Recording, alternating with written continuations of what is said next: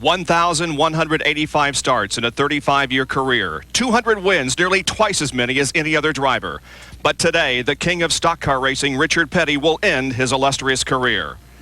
The largest crowd ever to watch a sporting event in the state of Georgia is gathered here to not only see the king's last ride, but to witness the crowning of a champion. It's a huge media spectacle. Davey Allison leads the points going into this event, but 5 others are mathematically eligible. Never have so many been so close this late.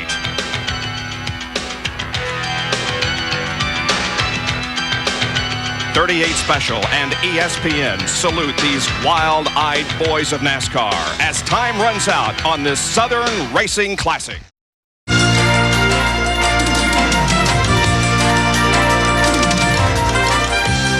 ESPN, the world's leader in motorsports coverage, presents Speed World. Today, live from Atlanta Motor Speedway near Hampton, Georgia, it's the Hooters 500. A beautiful day here, and the crowd is anticipating perhaps the biggest race in NASCAR history, at least in the modern era. There are fans rooting for their favorite driver, as for the first time in NASCAR history, 6 drivers are eligible for the championship going into this event. The quest for the Cup standings showed Davey Allison on top by 30 over Alan Kulwicki, but also Bill Elliott, Harry Gant, and Kyle Petty are eligible. And then Mark Martin is a 6th driver mathematically capable of taking the championship here today. And good afternoon. Welcome to Atlanta Motor Speedway. We here at ESPN very proud to bring you this final race of the 1992 season as we wrap things up. Not only a championship at stake here today, but perhaps as important, it's the final race for a guy who started his career back in 1958 and has become the king of stock car racing. It's Richard Petty's final ride. Here's more with Jerry Punch.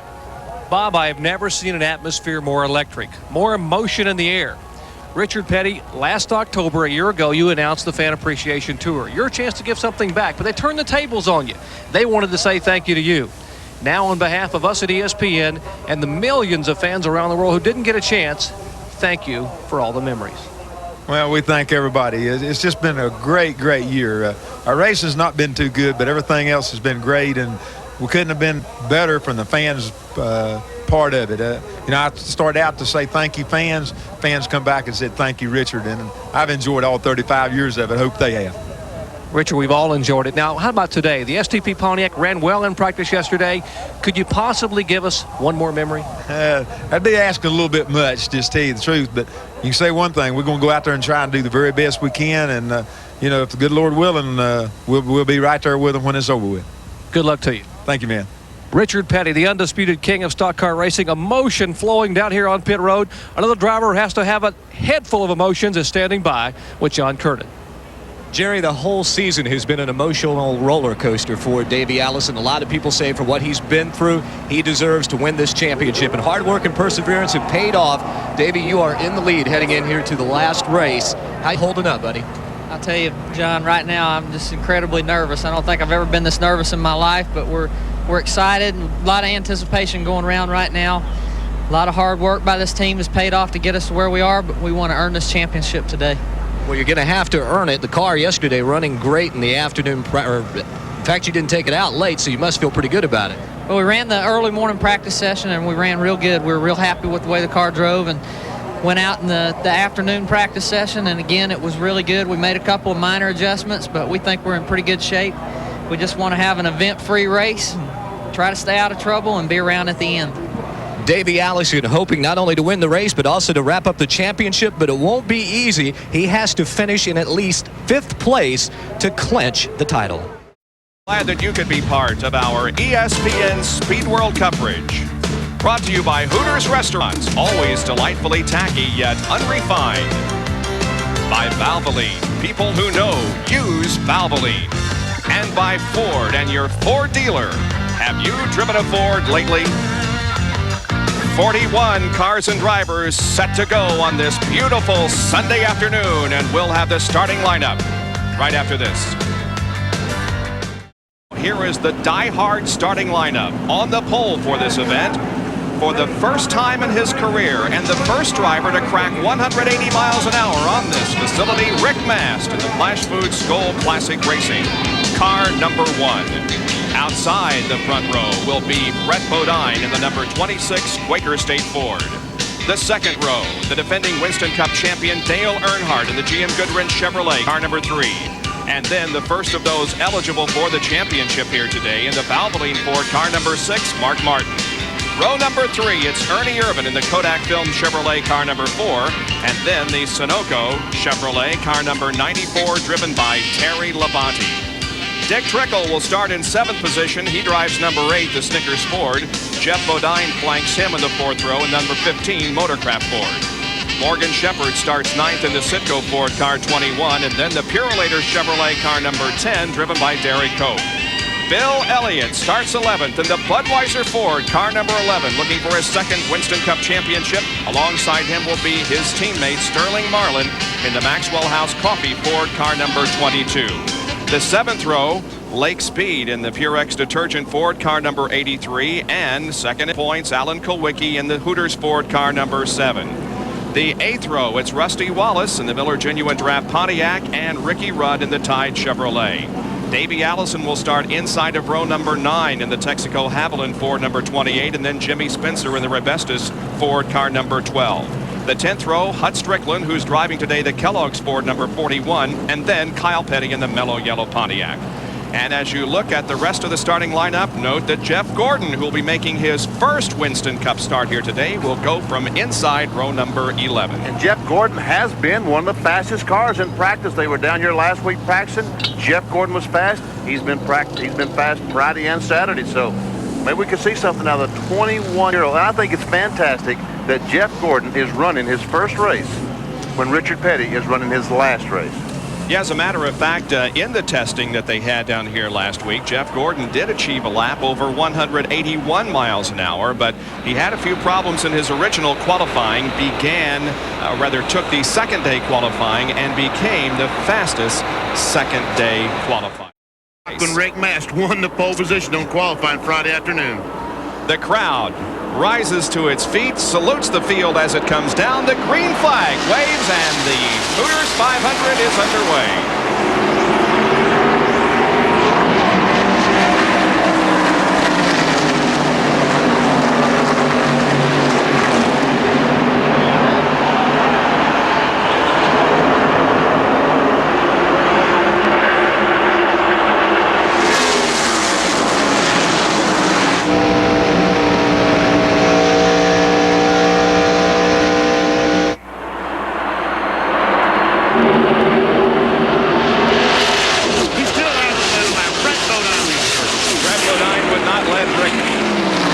Oh, and we have a spin. Bodine is in the fence. So is Rick Mast.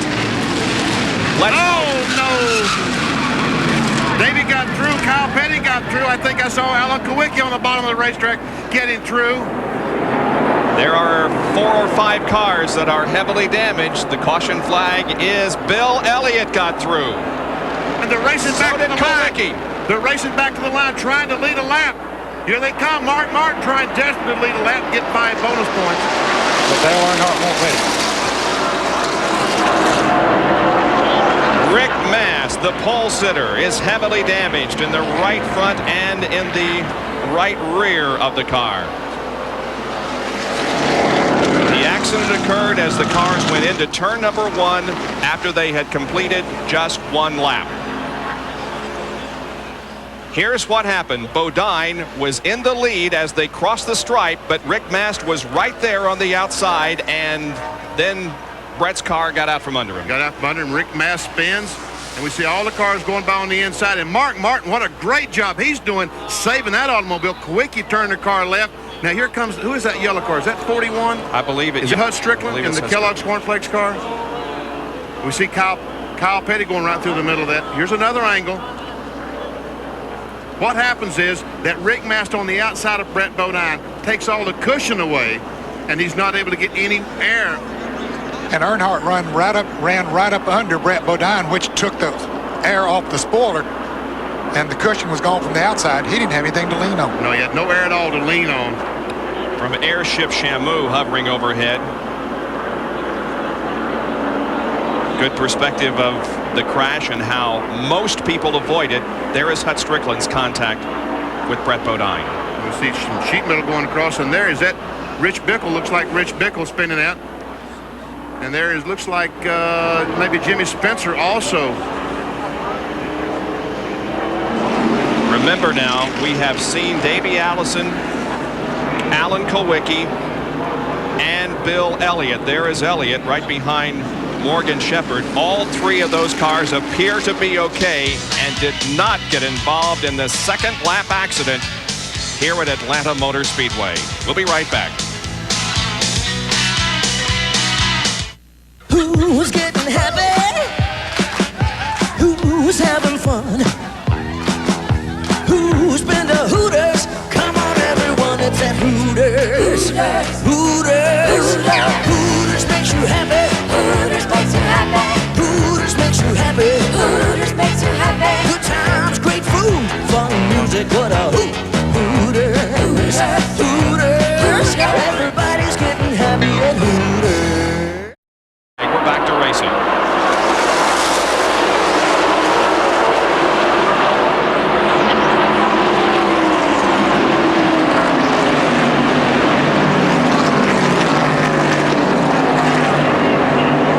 Here they are, 3 abreast coming off the second corner. Kulwicki drove up on the outside of Elliott, made it 3 abreast. Meanwhile, Rusty Wallace trying to get by Kulwicki. That was on the inside of Bill Elliott.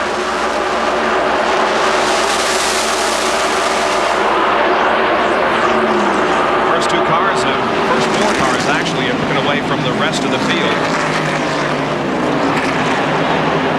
There's Bill Elliott and Alan Kulwicki running nose to tail. Sterling Marlin behind Alan. These cars forming these turns at about 200 miles an hour.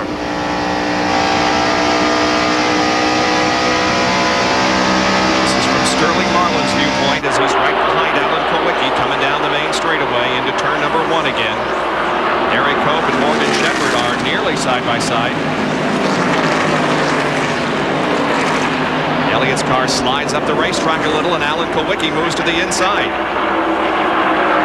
Eric Cope got a good run going, so does Morgan Shepherd. Here's Kulwicki on the inside of Elliott. 2 of the 3 competitors trying to win the win. Actually, 2 of the 6 that have a mathematical shot, but realistically, only about 3 have a shot at winning the title here. Allison, Elliott, and Kulwicki. Yeah, those 3 would just about have to fall out of the race for any of the other 3 to have a shot. John Kernan has a report on Hut Strickland. Bob, they've just put Hut into an ambulance. They're going to take him to a nearby hospital to check him out further. Hut is able to stand up. He's alert, but his neck is very stiff. He's complaining of a stiff neck, so they're taking him by ambulance to a local hospital, mostly as a precautionary measure. Now, Brett Bodine is still in the infield medical center. They are checking out him, and we'll update you on Brett's condition as soon as we know more. So Hut Strickland ends his 1992 season on a very sour note, but he has great hopes for 1993 as he'll be involved with the Junior Johnson team and McDonald's sponsorship for the 93 season. Look at this, Morgan Shepherd. Ooh, he almost collects Elliott. He had to get all the way out of the gas. And here's a lead change. Ernie Irvin, Kodak Film Chevrolet, has taken the lead from Earnhardt. Earnhardt's crew chief, Kirk Shelmerdine, has announced his retirement. This will be his final race as crew chief for the Richard Childress team and Dale Earnhardt. He's not going anywhere else. He's retiring from the business. Right now, Earnhardt is second, following Ernie Irvin. And Joe, it's very obvious, I think, to everybody that there is so much emotion, there is so much on the line here, that this is going to be an incredible afternoon. And here's evidence of that as Morgan Shepherd got a little sideways. Same kind of a situation as Brett Bodine and Rick Mast. They go in the corner and there's no air to lean on, no cushion for Morgan Shepherd. That car's on the outside. He loses control, almost loses control, and Elliott had to say, man, and here's the lead change, a replay of the lead change just a moment ago as Ernie Irvin down the front straightaway, position on Earnhardt, takes a spot away. Ernie continues to hang on to the lead with Earnhardt running in second position. Right behind him, Jeff Bodine is third. Kulwicki is in fourth position.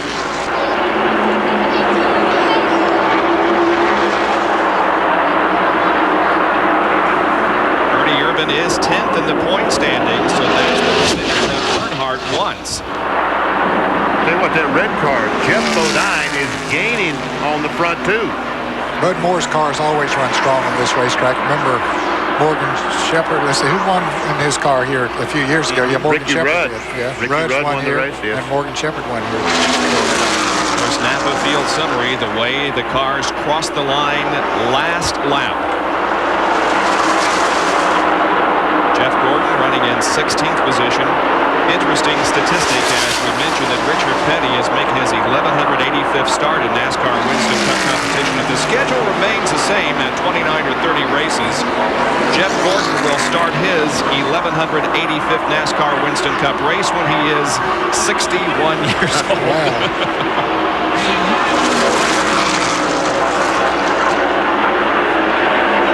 Now, Bill Elliott is side by side with his teammate Sterling Marlin in the battle for 6th position.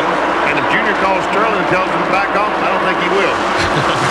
Junior will not, or rather, let's make it Sterling Marlin will not be driving for Junior next year. This is his final race with the Junior Johnson team. You think it'd be like what Dick Beatty said in the drivers meeting this morning? Les Richter, the competition director for all of NASCAR, introduced Dick Beatty. Of course, this is Dick Beatty's last race as the competition director for the Winston Cup Series.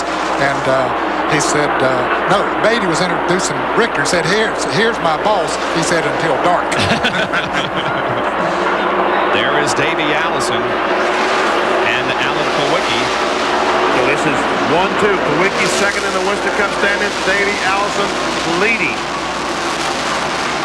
Kulwicki took off like he had a good race car, like he was going to the front. He now is mired down and really can't make the passes. And Davey's car doesn't appear to be that much affected by the damage to the left rear. Well, he seems to be able to run with the crowd okay. There is Bill Elliott and Sterling Marlin. Sterling is 6th, Bill is 7th.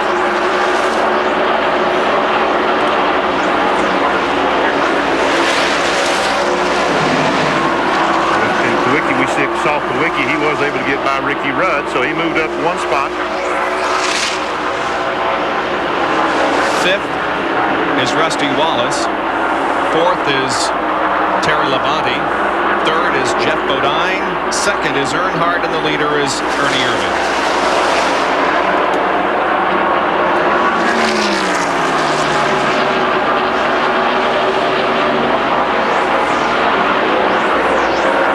Laps out of 328 have been completed in the Hooters 500 here in Atlanta.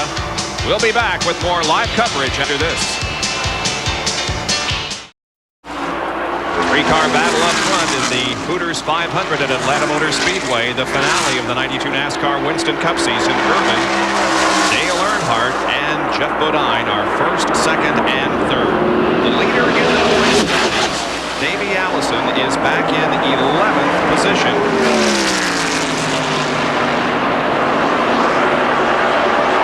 And if points were awarded right now, Allison would emerge as the champion by 20 over Elliott. As Elliott is now running in 6th, Kulwicki 9th, Kyle 13th, Gant 24th, and Mark Martin 22nd, but Mark Martin is on the move. Yeah, he made a pit stop during that caution flag and was behind a lot of it. He is definitely on the move. Now we're riding with Mark Martin as he is chased down this pack. So he started 40th. He's now up to 17th. That's 16th directly in front of him. Let's watch the telemetry as he goes down the corner. He's accelerating off the corner, 171. Let's just see what kind of miles per hour he'll run at the end of the straightaway. Mile-and-a-half racetrack, telemetry is not quite right. 189 miles an hour is the maximum we saw. We'll watch the RPM. Got up to 190.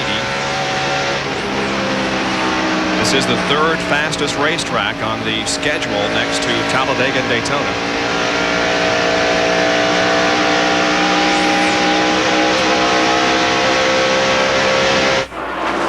And now Jeff Bodine looks to the inside of Dale Earnhardt coming off the fourth turn.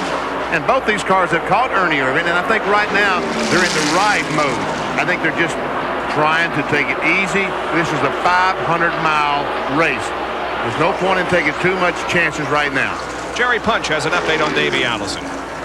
Following the damage on Davey's car, the crew just shared with me moments ago, Bob, that Davey said he's got a slight push just coming off the corner. Otherwise, Davey said, hey, guys, we might have gotten very, very lucky. Let's check in down with John Kernan at the hospital. John? Well, Jerry, some good news for Brett Bodine.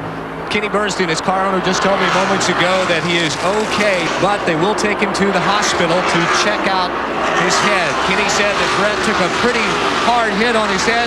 They think he's okay. They just want him to go to the hospital just to make sure. So some really encouraging news from the Infield Medical Center. And so the two drivers that we had medical concern about, Hut Strickland and Brett Bodine, are apparently not seriously injured, although both will be taken to a local hospital. That because of the accident that occurred in turn number 1 at the beginning of lap number 2. We see that Mark Martin has been able to get by Morgan Shepherd, and Davey Allison not that many cars in front of him. Davey trying to get by Jerry Cope at Purelator Chevrolet. Now here comes Kyle Petty.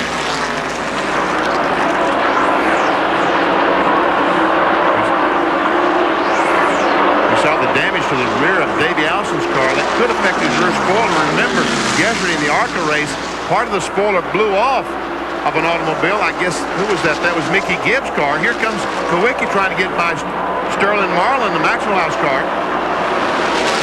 And he makes the pass. But part of Mickey Gibbs' spoiler came off when he went down the corner, and around he went. And Davey Allison obviously doesn't have those problems, but it could affect the car. The bent sheet metal in the rear of the Hamlin Ford. Kulwicki just took 7th position from Sterling Marlin. Riding with Sterling now.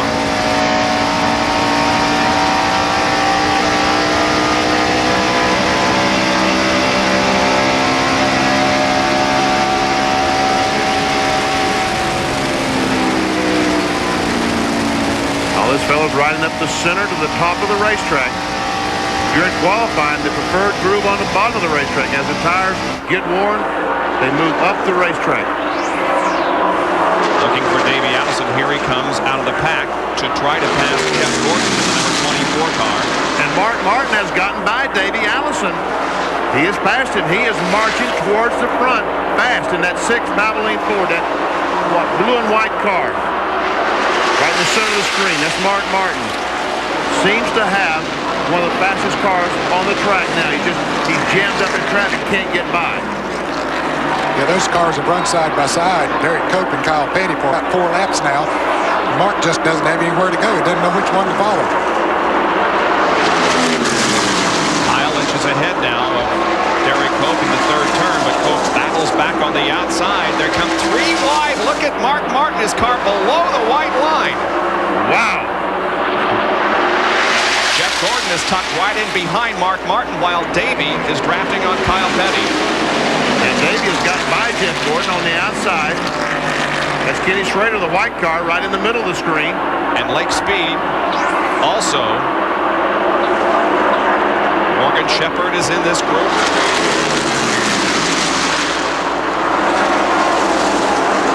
Davey tries to go by on the outside of Kyle Petty.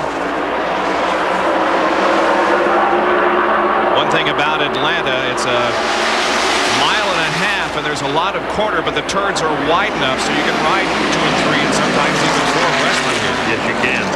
And here goes Mark Martin. Now he's trying to get by Derek Cope. Is he going to have any more luck than Kyle Petty did? Let's see.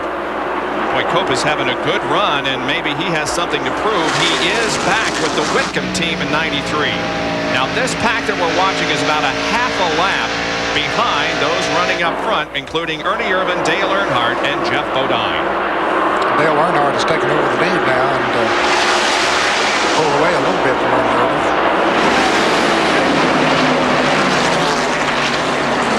Here's Mark Once again, trying.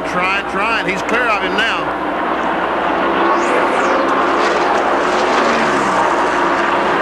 Three of those cars that you see in the top 6 in the Winston Cup point standings: Mark Martin, Kyle Petty, and Davey Allison.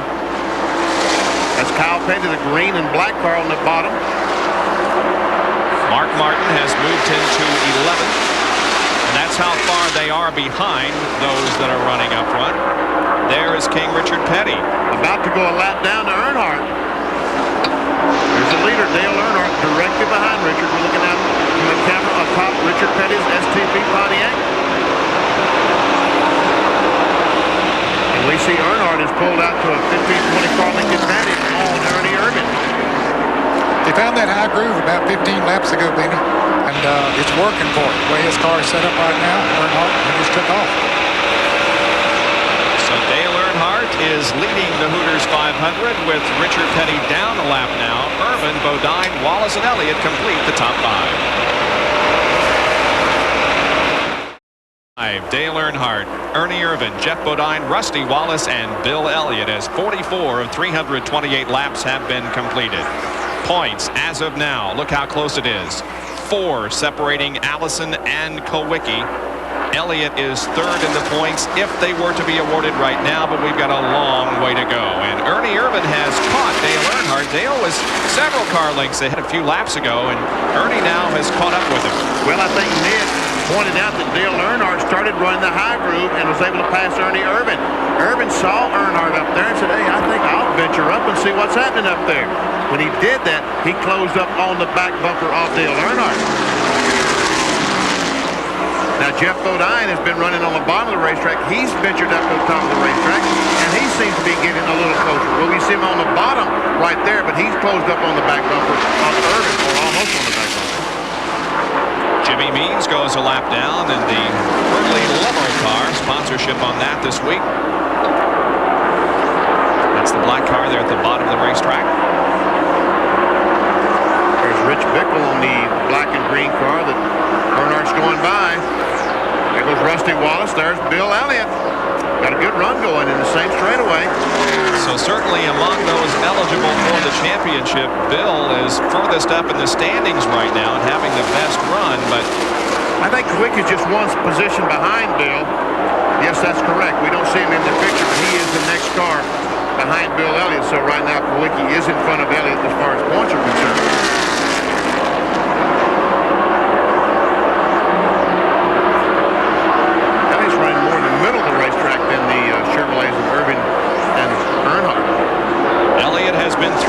Before in 1988 he won the NASCAR Winston Cup Championship, so in that respect he is a veteran, so to speak. And there is Alan Kulwicki.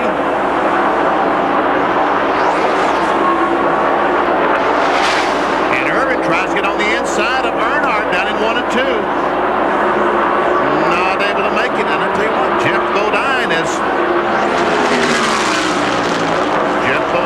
caught this duo. Jeff is hanging in there in 3rd spot. There he is, running the low part of the track. Nice one high down in 1 and 2. Here goes Davey Allison trying to get by Sterling Marlin. But you see, now he is driving defense. Oh, there's that car down there, Jimmy Horton. The Active Racing Chevrolet was on the bottom of the racetrack, and that's why Davey backed off. Yeah, he didn't need to get in there and get himself in a position like so in Arkansas. Jerry O'Neill, ran up on a car, ran into it. And they're the leader, so Davey almost exactly a half a lap down.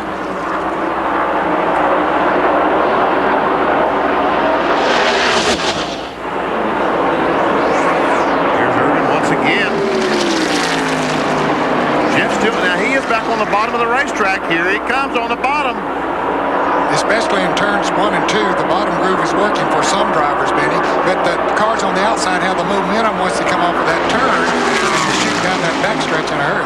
Jeff pulls alongside Ernie in the 3rd turn and passes him. Let's see if he can make it stick. Yeah, he will be able to. Bodine takes over 2nd spot, dropping Ernie Irvin to 3rd. Davey Allison picks up another position, or at least is trying desperately to.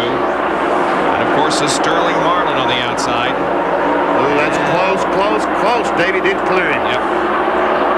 Ken Schrader also there in the battle with now Sterling Marlin.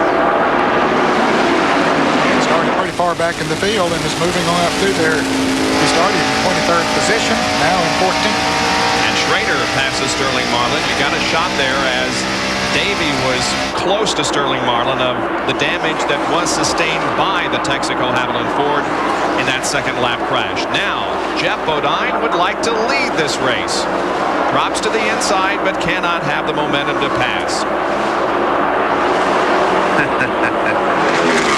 Boy, running two distinct different grooves around the racetrack. Earnhardt high on the racetrack.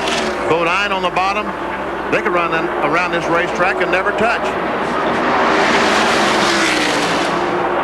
And run almost at top speed in both cars.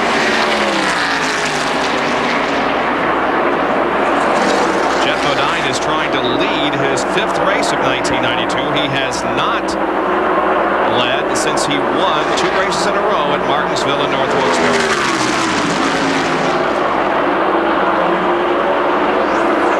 He moves up high again. It just looks like right now these 3 cars evenly matched.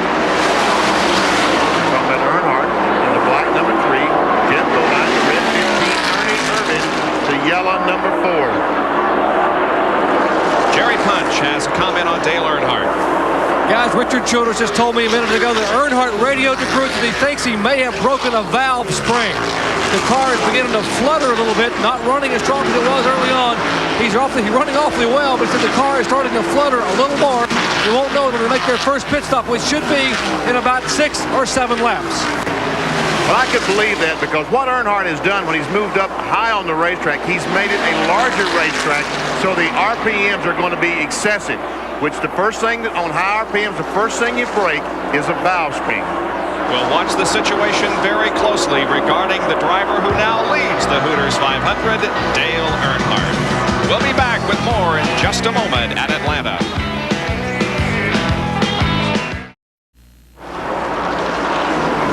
Welcome back to Atlanta Motor Speedway. Dale Earnhardt and Rusty Wallace almost contact on pit road. Earnhardt has run out of fuel. He radioed the crew just a moment ago, said the fuel pressure gauge has fluctuated. Guys, I got to come in now.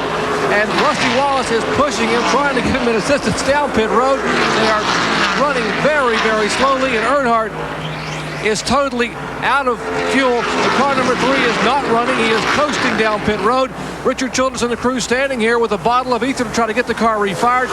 And now it quietly, can you believe luck that Dale Earnhardt has had in 1992? The Goodwrench crew goes to work. They will change all 4 tires down here. And Kyle Petty is making entrance on the pit road. Let's go to John Kernan. Jerry, they've already done right side tires, left side. What's going on? Kyle gets down and away. A pretty fast pit stop for the Mellow Yellow crew.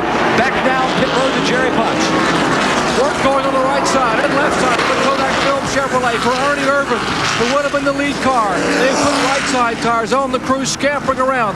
They are pushing Dale Earnhardt's car. Trying to get that car fired, and now Earnhardt's car does refire as the Purelator car goes by. And the car number 4 going out. Here is Jeff Bodine leaving pit road. And the car number 30 has spun. The Pennzoil Pontiac has spun. We should be seeing caution here at Atlanta. We do see caution. Doyle Ford is waving the caution flag because of Michael Waltrip's spin. Unbelievable. All these guys ran out of fuel, and before some of the cars could make their pit stop, the caution comes out as Michael Waltrip, the Pennzoil Pontiac, comes off the corner, and around he goes. No contact with any other driver. The car just broke loose at the top of the racetrack in turn 2, and then he backed it into the wall on the back stretch, and then may have made contact. Don't think he did, but you can see the left front tire below there. But boy, these points leaders, did they get Bill Elliott, Davey Allison, Alan Kulwicki had not made their pit stops.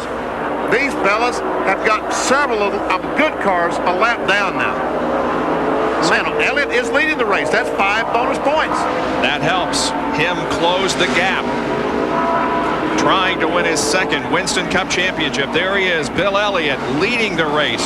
Second is Alan Kulwicki. Now then, when they make their pit stop, will Davey stay on the racetrack, lead the race and get 5 bonus points. Will Kulwicki, what do you think? Well, I don't know. They're going to be giving up a lot of track position. I know they are. Let's see how this plays out. And Boy, don't you know these radios are going back and forth. What do we do? What do we do? Hey, guys, make that call. I'm not going. Here comes Bill. Here comes Alan. Let's see what Davey does. Davey's to the inside. Yeah, he's coming in. Mark Martin is in. Ricky Rudd and others. Very slowly down pit road.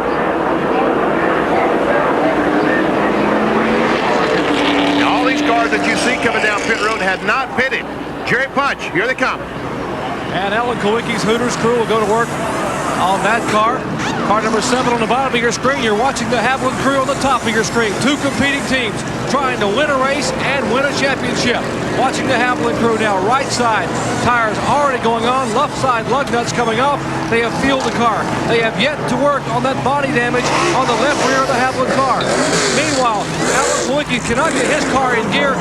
Finally gets in gear. The car number 11, that is the Budweiser car, Bill Elliott. And now Davey Allison heads back to turn 1. Alan Kulwicki had exactly that same problem in Charlotte during the running of the Mellow Yellow 500. Made the pit stop. When they let the jack down, he let the clutch out. The car would not move. Can't imagine what's wrong with that car, but he had exactly the same problem at Charlotte. Elliott was the first to get off pit road. And Kyle Petty, according to my calculations here, gentlemen, is the only driver of the 6 who are in the points chase who had made a green flag pit stop. He was coming out of the pits just as the caution was coming out. Certainly it hurt Kyle Petty's chances of winning the championship here this afternoon. But again, we've got a long way to go as the second caution waves over Atlanta Motor Speedway.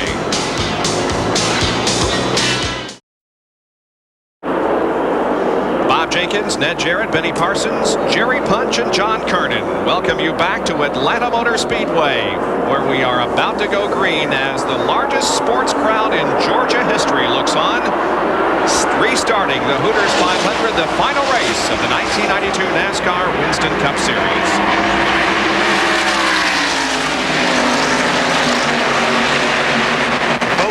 You wouldn't believe the guy running about 10th is leading the race, but that's what's happening. Bill Elliott is the leader, and all these cars in front of Elliott laps down, trying to stay on the tail end of the lead lap, and hope the caution flag comes out so they can get that lap back. And once again, gas has laid into Bill Elliott's hands. Remember in the spring, he did not have the best car here, but he won the race because he stretched the fuel stop and caught all the other guys in the pits and a lap down. Admittedly, Bill Elliott had about a 7th or 8th place finish car, but he played it very smart. He and the Junior Johnson team, they stayed out as long as they could, caught the yellow that they needed. That allowed Bill Elliott to win one of his 4 races in the early part of the 92 season. Meanwhile, as we watch this, Ernie Irvin is driven by Dale Earnhardt. Remember how they led the race earlier on? Here is Alan Kulwicki going to the inside of Bill, and this is the battle for the lead. And I believe Alan Kulwicki would get 5 bonus points for leading that lap. He was slightly ahead of Bill when they crossed the line. And the point and the scoring stand is here at the start-finish line in Atlanta. If the scoring stand is another location, now here comes Rudd on the outside of Kulwicki. Well, he will get credit for leading that lap, and thus has led in 20 races during the 1992 season, more than any other driver. As I started to say, some racetracks have the scoring stand at different locations, and it does not matter if it's a start-finish line. It's at the scoring stand, the individual. There's Davey Allison, their points leader. Davey Allison right now is running in 6th spot. This is from Morgan Shepherd's roof cam.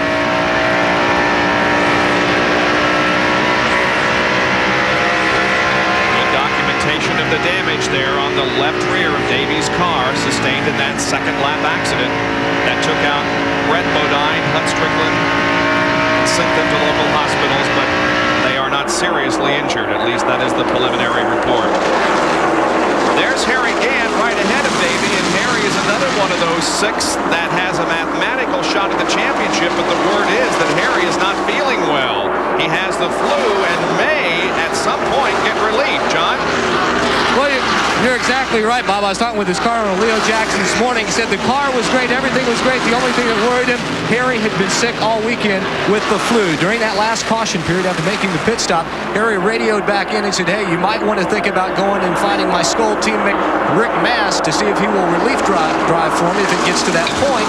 But complicating that factor is the fact that Rick has finally got his car put back together. Rick is about out there on the racetrack.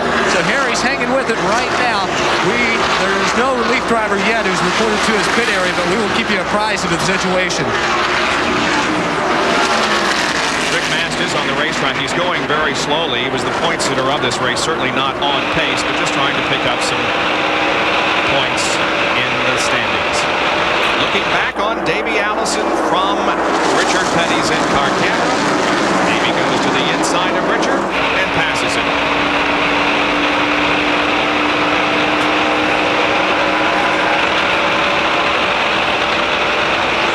Richard Petty's seen this scene many, many times, and we're watching now.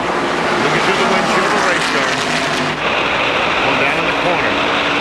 1,185 races. Both of you guys have had the experience of watching that car either run in front of you, behind you, but probably more than not ahead of you. Most of the time in front of me, yeah. He was always right there. As we watch Petty and Harry again, once again now Earnhardt has gotten back by Ernie Irvin, so I guess they're all a little more going on in front. Again, is fourth in the points and is 97 points behind. But right now he is behind the three front runners on the racetrack. There's their lead of the race, Bill Elliott. Your second place car, Alan Kulwicki. If Kulwicki could get in front, lead a lap and go on and lead the most lap, put a lot of pressure on Davey Allison. Kulwicki leads that lap, but again, he's already picked up the 5 bonus points. And this is neat, gentlemen, seeing these two battle for the lead. As you pointed out so accurately in your stand-up opens, that we're not going to see any stroking today. No driver is going to run for 11th or better or 15th or better. All of these drivers that are in the hunt for the championship are flat out today. And we see Mark Martin coming in the mix. He's had an awfully fast race car all afternoon so far. And another one of the 6 eligible, or at least mathematically eligible to win the title. Look at Mark come up on these two. Wow. Another half a field summary. When he came up behind Kulwicki, got Allen just a little bit loose. Kulwicki had to squeeze out the gas. He tried it one more time. Watch them go high and Martin come in under them. 3 wide and 4. Martin may have the lead. Let's see, here he comes. Nope. Elliott led at the line. 23 cars remain on the lead lap. Watch Martin go. Watch Mark go by Bill Elliott and take the lead. Is he in the lead? Yes. Sure is. He's not a guy who made one of those early pit stops.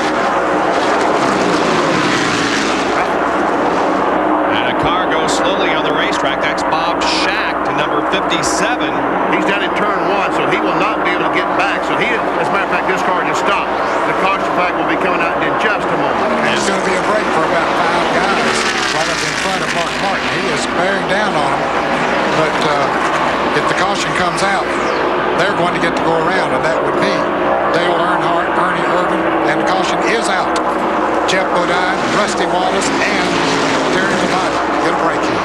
It's the 3rd caution period of the day. There you can see Mark Martin signaling to the drivers behind him that the caution is out. These cars that are running ahead of Mark Martin will be able to encircle the entire racetrack. What happens is that the pace car pulls on the racetrack in front of the leader of the race, Mark Martin, and everyone catches up to Mark Martin. So if Martin is the leader, all the fellows in front of him get to go all the way around the racetrack and make up basically a mile and a half. There's the reason for the caution, the stall car of Bob Schacht at Atlanta Motor Speedway. We'll be right back.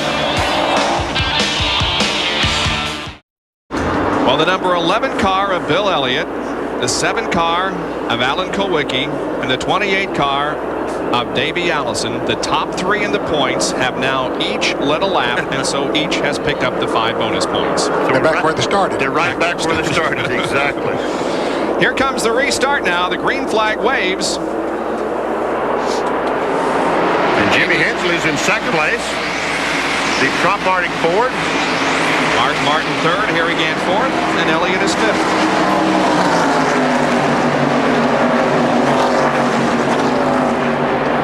Here comes Kyle Petty, the mellow yellow Pontiac, trying to get a lap back, trying to get by Davey Allison. Kyle, of course, was one of those drivers that made a green flag pit stop just before the second caution came out. Dale Jarrett right there, he also was one of those drivers. But Mark Martin's going to take care of both of them.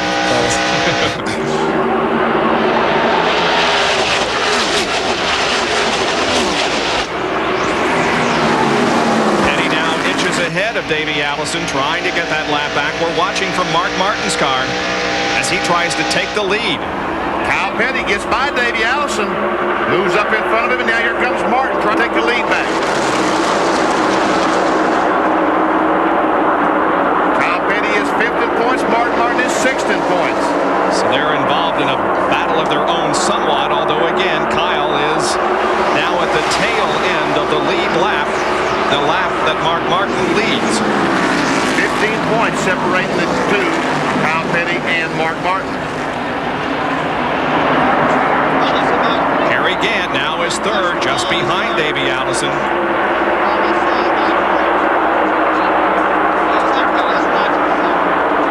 Hey, Harry looks pretty racy right there at the moment.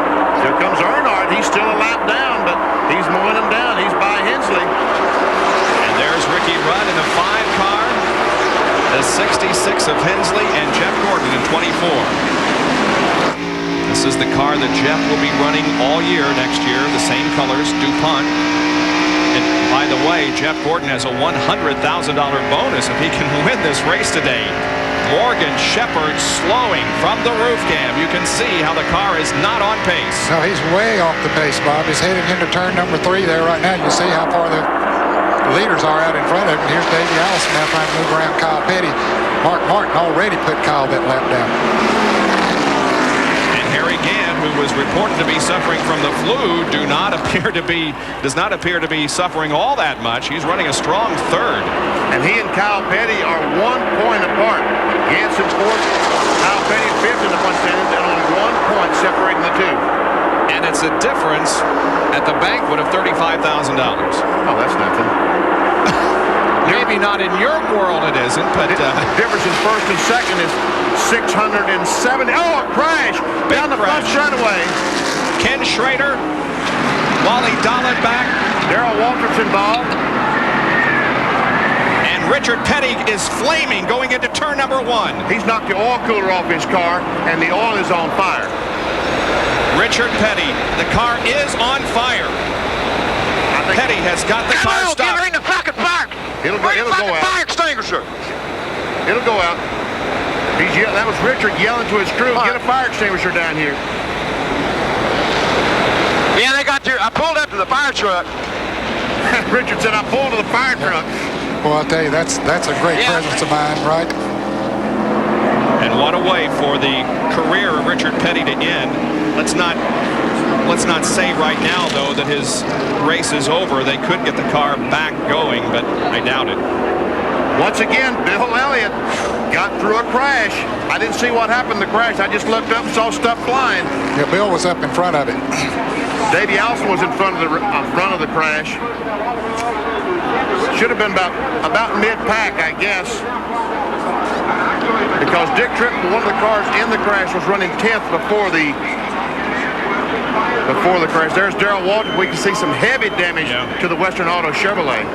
Now the 3 cars here on the main straightaway and into turn 1 are Dick Trickle, Ken Schrader, and Wally Dallenbach, and then Richard Petty's car is down in the turn as there is the king out of the car. And this may be the final farewell. But thank God he was able to walk away from it and wave to the fans. But you know, they ought to take the king back to the garage area and something better than a record. Yeah, you're right about that. It's not a good way to end a career that has been so great. Now here's the crash. That's Trickle. Ooh, look at Dallenbach get bumped around. And there's Richard Petty going in and hitting Darrell Walter. Looks like the rest of these cars able to slow down without too much trouble. And Richard driving down to the fire truck, like he said. There's an oil cooler up there, as I said, right behind the left front fender.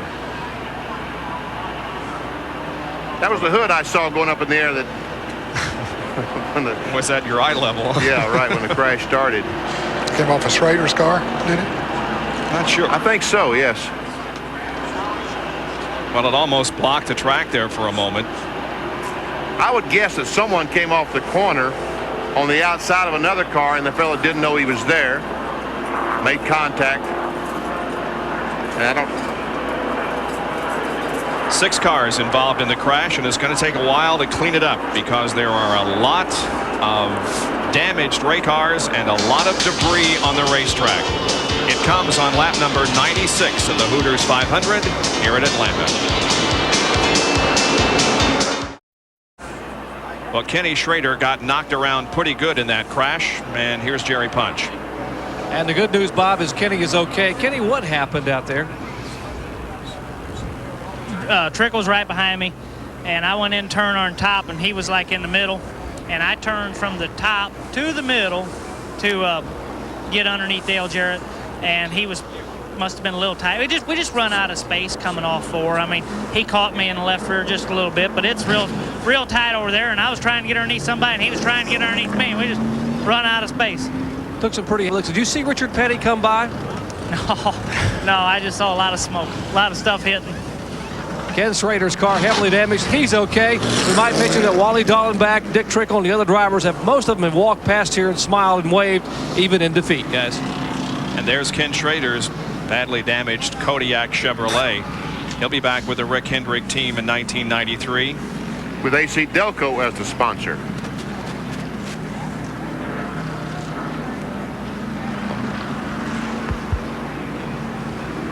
Now here's a replay from the in-car camera of Richard Petty. Oh, this ought to be good. There's Dallenbach right in front. Uh-oh, smoke. Oh, that's Rich Bickley ran into.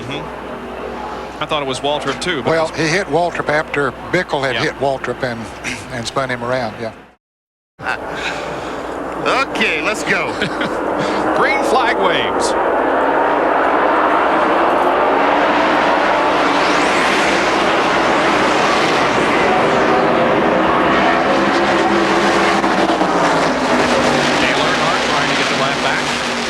He gets in front of Mark Martin.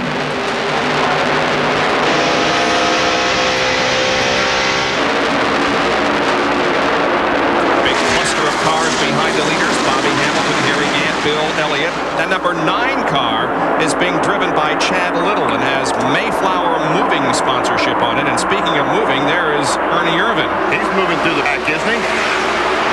Everybody alongside. Kyle Petty almost moved into the wall at between turn 3 and 4. He really did a great job of driving that car. I don't know if there's something wrong with it or not. But yes, there is. There's something wrong with Kyle Petty's car. He's just not up to speed. You can see him there on the outside, the black car with the green numbers. Here he is now going into turn 3. Might have got a little bit of help there from Sterling Marlin. Oh, yeah. That's why he went so high. Yeah. Okay. Got a little bit of a bump from him. Yep. And he was still trying to get his heart beating down in turns 1 and 2 when he started slowing down. Kyle's running okay now, it looks like. That's Rusty Wallace right beside him, now behind him. As we look from the Phillips 66 in-car camera being carried by Jimmy Hensley. Good run for Jimmy. He's being shown in 12th position. No sponsorship yet with that team for 1993. Cale Yarborough Motorsports, they're looking, hoping to keep things together. There's a host of Pontiacs. Kyle Petty, Rusty Wallace, Michael Walter. Lots of announcements made here at Atlanta in the final race. Among them, Harry Gant will be switching to Chevrolet next year. And big surprise, Rick Mast, after he won the pole, said they'd be switching to Fords. Really? Yeah. Huh. The Richard Jackson team. And also So Bill Davis, remember, he's the guy that owns the #1 car, the Baby Ruth Ford on the Busch Gardens National Circuit. He signed a 5-year deal with Maxwell House as Bobby Labonte as his driver to run Winston Cup. 5 years. And the worst-kept secret in racing, Rick Wilson as the replacement for Richard Petty. That was officially announced on Thursday. Derek Cope very high in turns 1 and 2, almost got the wall in the Purelator Chevrolet. Watching Harry Gant, Bill Elliott, and Alan Kulwicki. Yeah, looks like Kyle Petty's back up to speed now. We don't see him on the screen, but I said a moment ago, looked like he had a problem. I think he was just trying to get his heart pumping again, get his composure. That's why he's slowing down in 1 and 2. 2, 3, 4, and 5 right there. Allison, Gant, Elliott, and Kulwicki. The leader of the race is Mark Martin. Harry Gant, the Skull Bandit, had the best race car down here in March. Did not win the race. Bill Elliott won the race. Gant finished second, but he had by far the best race car. Now, if they can get it back to that level, he might be trouble.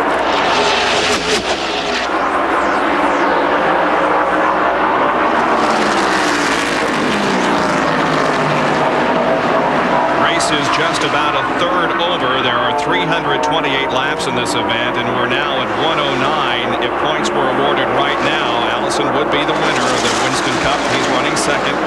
Kulwicki would finish second in the points. He's running fifth, and Elliott would be third. And now Mark Martin is trying to put Dale Earnhardt a lap down again. He's closed up on the back bumper of Earnhardt. And Earnhardt's running high, Martin running low. And a good battle back of those guys as Alan Kulwicki has pulled alongside of Bill Elliott and now tries to take the position away. They come down the back stretch, and boy, it looked like they may have touched as they came off the corner. They were awfully close. There's no doubt about it. There was $1 million at stake. The Winston Cup champion not only wins that title, which is in the stock car world enough, he also wins $1 million. We see Kulwicki going down. That time drove in alongside Bill Elliott. Here they come off the corner once again. Very, very close to touching as they go down the back straightaway. You see Kulwicki back off this as they go in the corner. Remember that second lap crash between Brett Bodine and Rick Wilson? You see, he doesn't want to go in there and not have that air to lean on. That's why he backs off going in the corner. Now Allen, I was going to say, gets cleanly around him, but no, Elliott just won't give up while Ricky Rudd says, I may make this a 3-horse race. Did I say Rick Wilson? I meant Rick Mast. You can say Rick Wilson next year.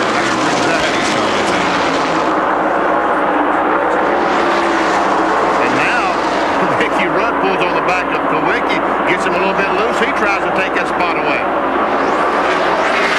You'll remember a year ago at this time, Ricky Rudd was in the thick of the points battle, but 1992 has not been as good to him. He is 7th in points, and John Kernan is with the King. Well, Richard Petty is sitting down here in the garage area. Richard, they're working on the car. Apparently, you're okay, but you're going to try and get the SDP Pontiac fixed. Well, we're looking to see what's going on. It busted the oil cooler in the radiator and it caught on fire, and I drove down there to a fire truck and got it put out. But I don't know that when it busted the oil cooler that it didn't run out of oil and mess up the bearings. So first thing I got to do is put it back together and then crank it up, and still got oil pressure. We might go out and run a few laps. The oil pressure's messed up. Naturally, that's all over with, but no front fenders and nothing on it right now. It's tore up pretty bad. You know, you'd rather go out in a blaze of glory, but you're almost out in a blaze today. Yeah, wasn't the kind of blaze of glory I wanted to go out in, but the main thing is nobody got hurt in the wreck, and I've spent 35 years doing this, and I'm still walking around talking, so good Lord looked after me for a long time. Now, if you don't get it fixed to get back out, will you still be hanging around for the end of the race ceremonies that were scheduled? Well, we'll sort of play that beer according to what everybody wants to do, and we'll take care of everybody. All right, Richard Petty, despite the car catching on fire and sitting here in the garage in his last race, manages to flash that famous Petty smile. And I hope that they can get that car back out and running. I would like to see the car on the racetrack when the checkered flag drops. Well, Mark Martin is still the leader of the race, and he has not yet put Dale Earnhardt a lap down, and Dale is in 15th. He was alongside Earnhardt just a moment ago, not able to get by. But now that those tires have heated up, Earnhardt is running that high groove again, and he's been able to pull away just a little bit. Let's watch the telemetry one more time. 183. 190 miles an hour just at the end of the back straightaway. And that was just about the same as it was early in the race, as the sun will start to play a factor in this race, and in fact it is already. I tell you what, it's going to be miserable at the last 100 miles of this race. The drivers will be driving in turn 3 with very little visibility. Easy for you to say. Yeah, easy for me to say. Bill Elliott has just taken 3rd position from Harry Gant. Gant is 4th, Kulwicki is 5th, and the top 5 are all in the points race.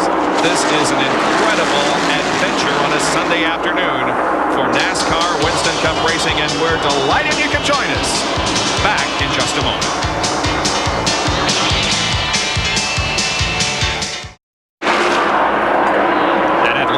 Speedway, 120 laps are completed in the Hooters 500 with Mark Martin leading Bill Elliott. Alan Kulwicki is currently in 3rd, Ricky Rudd 4th, and Ernie Irvin is 5th. Davey Allison has fallen back to 6th. He's lost several positions here in the last few laps. I don't know whether there's anything wrong with the car or whether he's just... He went down in turn 1 just a couple of laps ago and looked like something happened to the car. He got loose, pushed or something. He got out of the gas, and that's when most of these fellas went by him. Now he's able to maintain and run along with them. Jerry Bunch, what happened to Davey down in turns 1 and 2? Manny, you're exactly right. Davey had a little bit of a push going in the corner, had to back out of the throttle. No need to take a chance here. We're still just past the 120 lap mark, but you're exactly right. Good eyes. The car went in the corner, and the car began to push as Elliott was going by Davey Allison. Davey had to back out of the throttle just a little bit, which allowed Bill to zip right on by almost effortlessly. Bill Elliott now is in 2nd position, and Davey Allison is back to, what, 6th?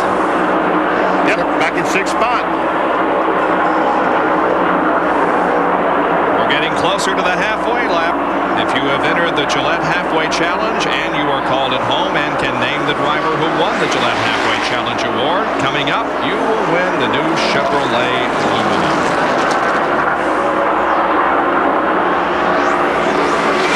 There's our leader, Mark Martin of Babylon Ford. Good lead over 2nd place man Bill Elliott, and Dale Earnhardt continues just to inch away a little bit from Mark Martin. Earnhardt just hoping for a caution. He's already made up 1 lap, now wants to make up the other one. Earnhardt might have the fastest car on the racetrack currently. Yep.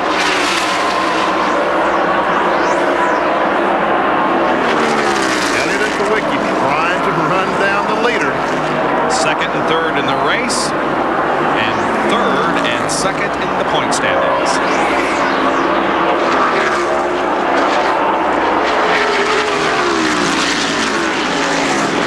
I wonder if they're asking, in Bill Elliott's situation, asking Tim Brewer, Alan Kulwicki's situation, asking Paul Andrews, their crew chiefs, what's happening to Davey? Where is he? What's he running? I wonder if they're asking every lap, where's Davey? I wonder if they're keeping track, or they're just concentrating on what they're about, their job. Well, I don't know whether or not the drivers know, but you fans at home sure know, because we keep you updated as to the points as of right now. Allison on top by 15. He's 6th in the race. Kulwicki is 3rd. Then Elliott, Martin, Gant, and Kyle Petty, who's having the worst race among those. Kyle Petty is in 18th position. There's the leader of the race, Mark Martin. And he's moved from 6th to 5th in the points as of right now. There's Bill Elliott, 2nd place car. And then 3rd, Kulwicki, and 4th, Ricky Rudd. Martin won this race last year, didn't he? Yes, he did. He sure did. When Dale Earnhardt won the 2nd straight championship.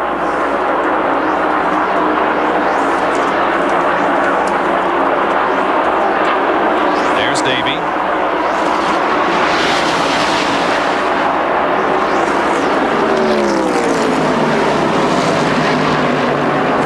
Jeff Bodine is behind him in Lake Speed. Lake's having a pretty good run. Having a great run in that Purex Ford.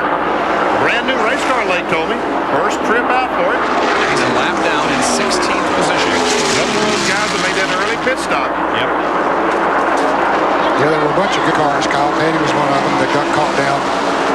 position. And they had no choice. They were out of gas. Yep. Earnhardt, that's how he got 2 laps down. He ran out of gas, and they couldn't get the car restarted. He lost 2 laps on that first pit stop, where most of them only lost the 1 lap.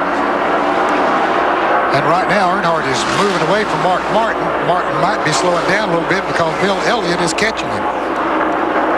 And Kulwicki's not letting Bill Elliott go any place that he's not shadowing him. Staying right there with him. Well, we timed 5 consecutive laps and now bring you the results with a Big A Auto Parts on-track interval. We timed Martin and Elliott to see whether or not the interval was closing down, and indeed it did close down on 5 consecutive laps. It went from an interval of 2.4 seconds on lap 120 down to 1.8 seconds on lap 124. Just a tick over a half a second. And we can see how consistent Bill Elliott was. 32-1 every lap except that one, and that's when he passed the slower car, I'm sure.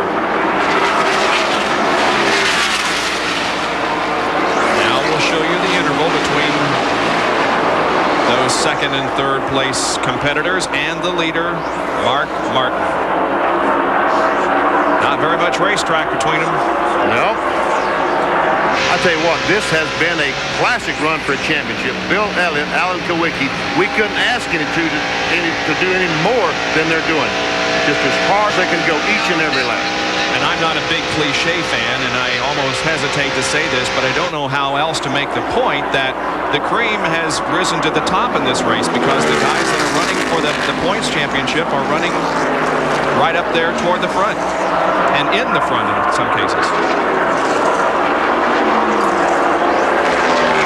And Dale Earnhardt he would definitely like to get a victory today, trying to salvage some of his season in 1992. Only 1 victory for the defending Winston Cup champion this year.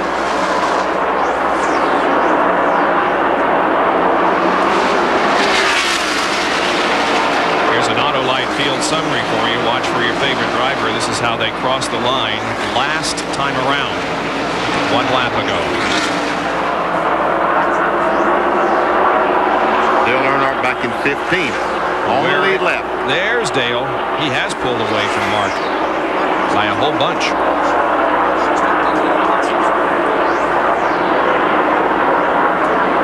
Here goes Earnhardt. Dick Trickle's out of the race. And Ricky Rudd is slowing. Our 4th place car slowing dramatically. The winner at Dover not too long ago, Ricky Rudd.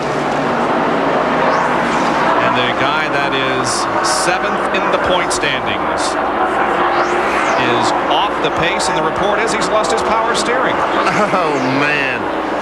There's trouble trying to wrestle that thing around, no power steering. The problem is used to they didn't have power steering, but they adjusted the front end so he could drive the car. Now with power steering, the front end adjustment makes it almost impossible to turn it like most cars on the street. But remember, a few years ago, of course, it has changed some with radial tires, in particular with the different settings of the front end to accommodate the radials. But Earnhardt lost power steering, wasn't it, at Bristol, one of the toughest tracks on the circuit, went on to win the race. Yeah, I won the race. Yep. Rudd has an 82-point lead on Darrell Waltrip in the point standings.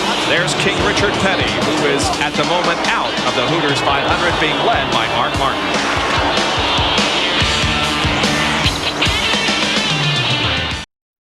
Okay, so these guys may know a little more than we do about Bud. It's the rice. It's the hops. It's the rice. But of course, we know a lot about other things. Hi, can I buy you something to drink? Yeah, like maybe a light beer? Budweiser. Or maybe you'd like a Bud. Someday, boy, you're gonna learn from your mistakes. Trying to win his 2nd Winston Cup. He did it in 1988. Bill Elliott leads the Hooters 500. 2nd place belongs to Alan Kulwicki. And Mark Martin, who was leading this race just a few laps ago, has fallen all the way back to 3rd position. So Bill Elliott now is at the front. And here's how Mark lost the lead. Going to turn 3, Bill Elliott just pulls up on the outside. Martin realizes he's there as they come off the corner. Elliott has the momentum and just goes right by. Not too long after that, Alan Kulwicki took the second position away from Mark Martin. Now here's Davey Allison involved in a battle with Jeff Bodine, the number 15. Lake Speed is also right there, and the number 12 car driven by Jimmy Spencer. Spencer having another great run in Bobby Allison's car, currently showing him 8th spot. And this battle between Davey Allison and Jeff Bodine is for 6th.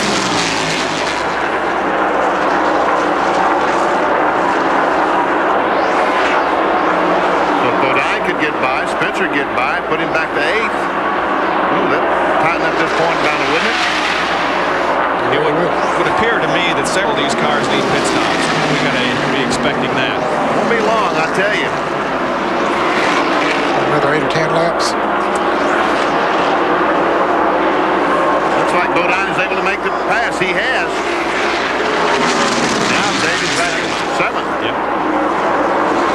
While we watch this, we will tell you that Ricky Rudd has been able to hold on to 5th position despite the loss of the power steering a few laps ago. I think he adjusted to it pretty quickly. It had to be a shock when that thing went out. You know, what in the world has gone wrong here? Yep. Is it going to turn when it gets to the corner? But once he learned what it was, he has adjusted to it and still in 5th position. Little doubt as to who the sentimental favorite is to win this race and the championship today. It is Georgia's Bill Elliott from Dawsonville. Now there's 2nd and 3rd, Kulwicki, a Wisconsin driver, and Mark Martin, originally from Indiana. Jerry, what's the problem on that car? Well, Mark Martin has radioed and told his crew the car is getting very, very loose. Steve Mills told me they will plan to bring him in around lap 147. That's about 4 laps, about 3.5 laps away. So we'll watch and see him and bring the Valvoline car in and put some fresh tires on in about 3 laps. From his in-car camera, you guys see evidence of him fighting the thing? No, it doesn't look that way, is it? Okay, now if we awarded the points right now, Davey Allison would win by 6 points over Kulwicki, by 11 over Bill Elliott. This thing is very, very close. It is tightening up. Whoa. 6 points. There's Davey.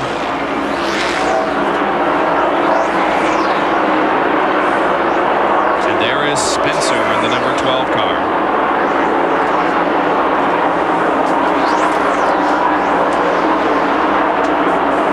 Lake Speed. Once again, Lake a lap down to these 2 cars, but his car running equally as well as Allison's or Spencer's. Just as we were talking about Morgan Shepherd, you know, slowing on the racetrack just before the big wreck happened. Well, Morgan is still out there running for his fans. He is 3 laps down, currently being shown in 27th position, but the sit-go Ford is still out there running. There we are. Morgan Shepherd inside the Citgo Ford. He's running pretty good now. I don't know what might have happened if he had an ignition to go out or what happened, but he seems to be running fairly strong right now. Well, those 24-degree banks don't look very steep when you're running that speed, do they? No, they don't. Not from inside that race car. Believe me, that's exactly the view you see from inside that seat. They look about flat. Bill Elliott continues to lead in the Budweiser Ford for Junior Johnson and Tim Brewer.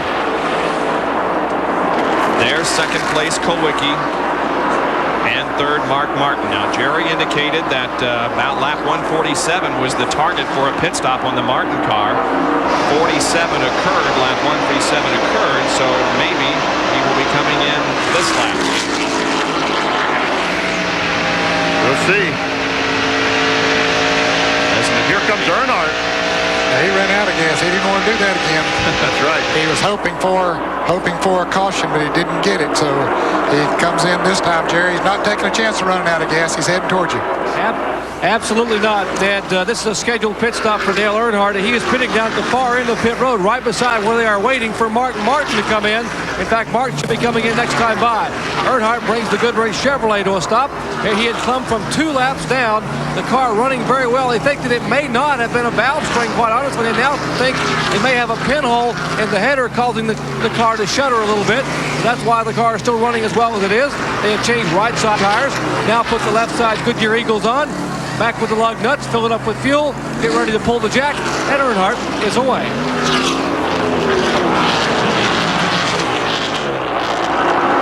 Now he'll find himself until the leader's pit about 2 laps down. But they have a pit stop coming up. If they don't get caught like they did before, with that caution coming out, well, he could still be okay. Earnhardt's most recent win here in Atlanta was in 1990 in the Motorcraft spring race. Last time he won a fall race was in '89. There's Elliott continuing to lead. And looks like he has stretched out the advantage a little bit on Kulwicki and Mark Martin. Martin staying out there.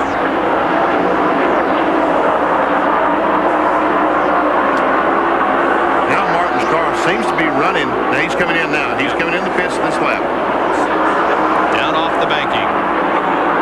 Making sure he observes the speed limit on pit road, which is 55 miles an hour. Jerry from the roof cam. We see him headed toward you.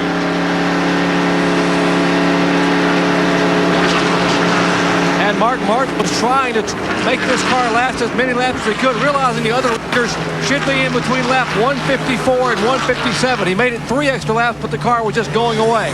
So now he brings the Valvoline Ford Thunderbird to a stop on pit road. Right side tires going on. Very, very diligently cleaning the windshield. Where the sun gets lower here in the afternoon, that is a critical part of the pit stop. Getting that windshield clean so the driver can see. Now left side tires going on. They hope to be able to correct that loose race car. All lug nuts being fastened. He is down and away. 24-second pit stop for Mark Martin as he stays below that white line and gets it back on the track. John Kernan, Ricky Rudd is in.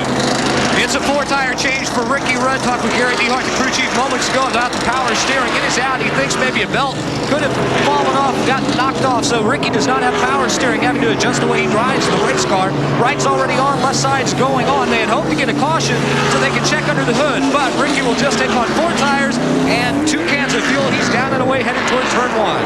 The crew made a good pit stop. Jeff Gordon rolls off of pit road behind Ricky. So does Sterling Marlin. There's Jeff going out of the pits right now, and here comes Sterling. He's already gotten 4 new tires on the Maxwell House Ford and is building back up to speed as he heads into turn number 1. Tim shift in the 3rd gear.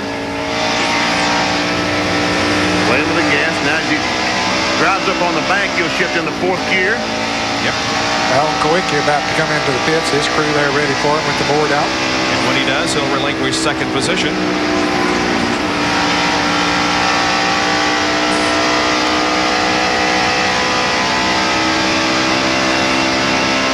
Inside Sterling Marlin's car.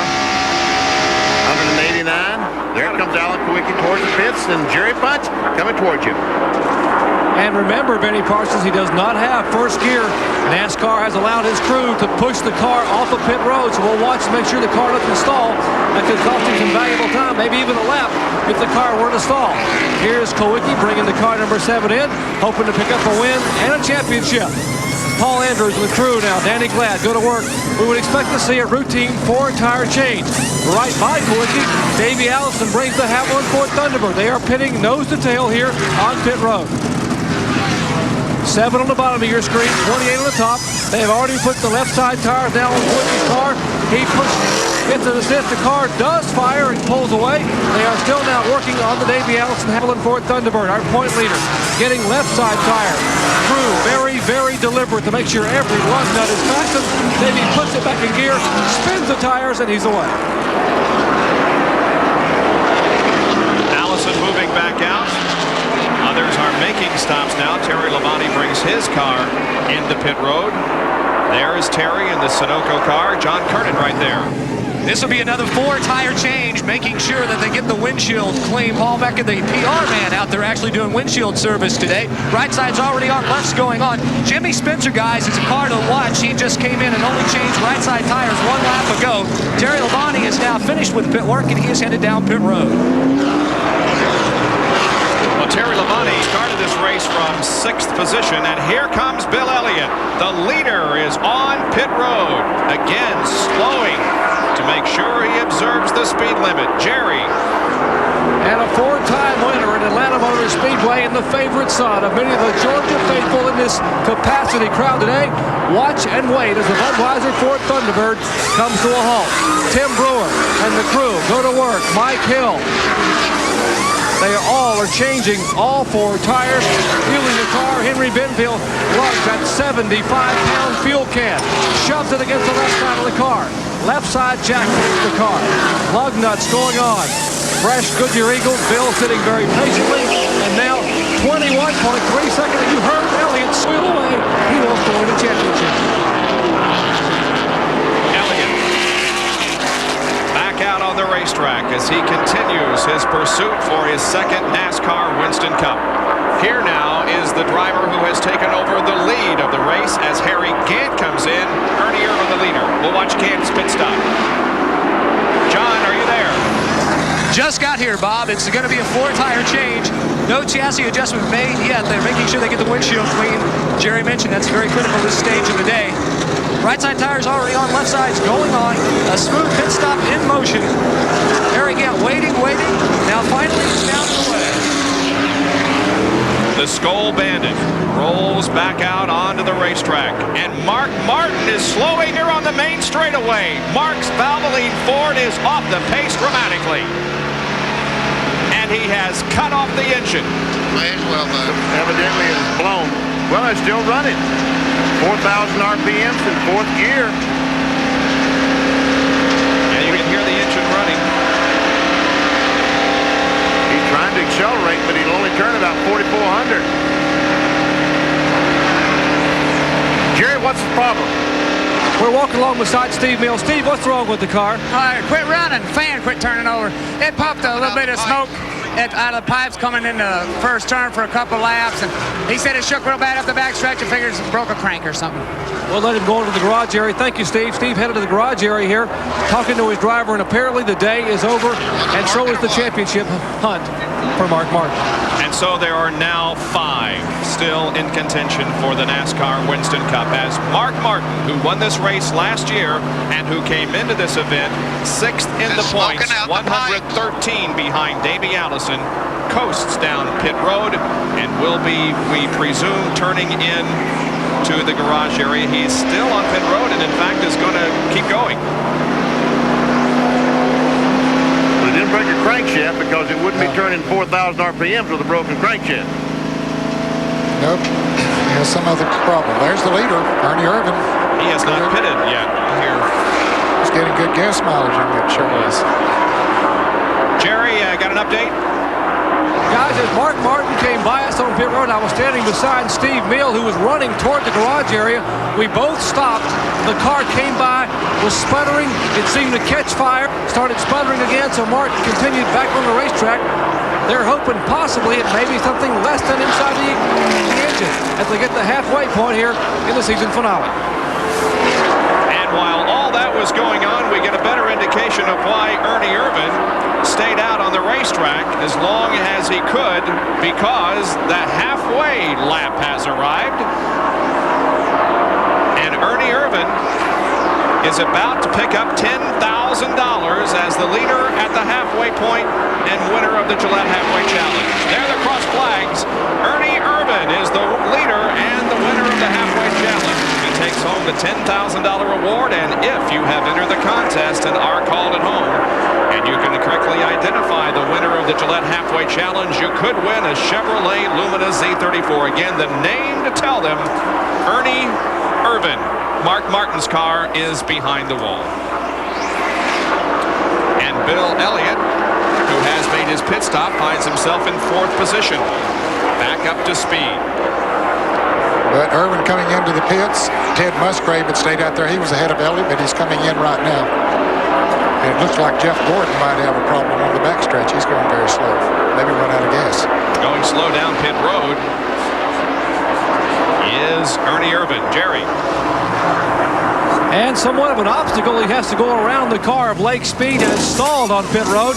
And also get around the car of Morgan Shepherd. Here, the Kodak crew working on Ernie Irvin's car. We mentioned Ernie Irvin won $10,000 for leading the halfway point. A $25,000 bonus just went to Davey Allison for winning the most halfway points this year in the Gillette program. The only other ones who could have gotten that were Bill Elliott and Alan Kulwicki. But by Ernie Irvin winning the 10 grand, as you watch his car exiting pit road in a little over 20 seconds with 4 tires, that would give a $25,000 bonus to Davey Allison. Jeff Gordon is on pit road. His car very slowly down the backstretch. He was able to make it into the pits, and might he have run out of fuel? No, I don't know. They haven't put any in it yet. He stopped just a few laps ago, so he did not run out of fuel. Evidently had a flat tire, something wrong with one of the tires. Probably had a vibration, didn't know which one it was, and so he's putting over on it. Davey Allison working his way through the traffic, racing with Sterling Marlin. There is Bill Elliott and Alan Kulwicki. We will be back in just a moment to update you on the points in this 1992 season finale of the NASCAR Winston Cup Series.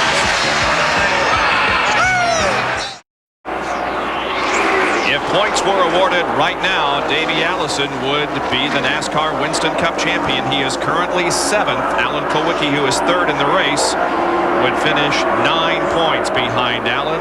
Elliott is the leader of the race. That's 11 points. Jenkins. Oh, man. I can't.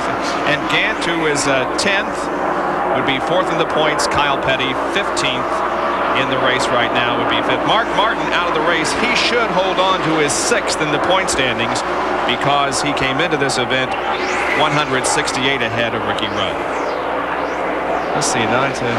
Yeah, by golly, you're right, Benny. I do that. There's the leader, Elliott, and Jerry is with Mark Martin. John Kernan is with Mark Martin. Like I've told you many times, we sure look alike, Jerry and I, sometimes. Standing here with Mark Martin in the garage area. And, Mark, we can see on the telemetry your RPM's just cut right now down to about 4,000. Do you know what happened? It acted like it burned a piston or something. Started smoking out the pipes. And, you know, the 42 and the 33 were at full song. There wasn't much we could do. We could have tried to run 60, 70 miles an hour around the racetrack and offended NASCAR and everybody else, but we weren't going to be able to do anything about the situation. But, you know, just park it, and I'd have to just say I'm awful proud of Jack Roush and Steve Mill and this whole Valvoline team, and I want to thank Goodyear for putting us on the greatest radials I've ever driven on here, and thank Folgers for hanging in there with us this year. We've had a real good year, and we've got a lot to look forward to next year. That's right. They certainly do have a lot to look forward to. In fact, Steve Neal says they're already working towards 1993. Bob?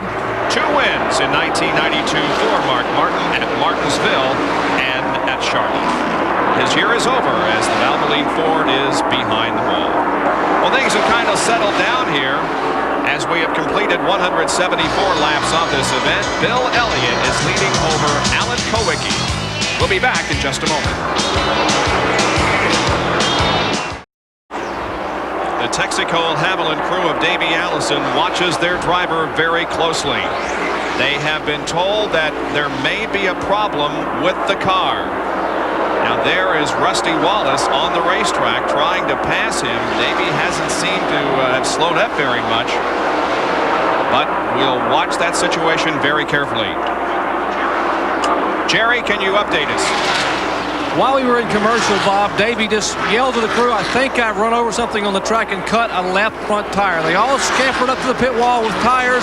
Davey said, wait a minute. He said, it may not be cut.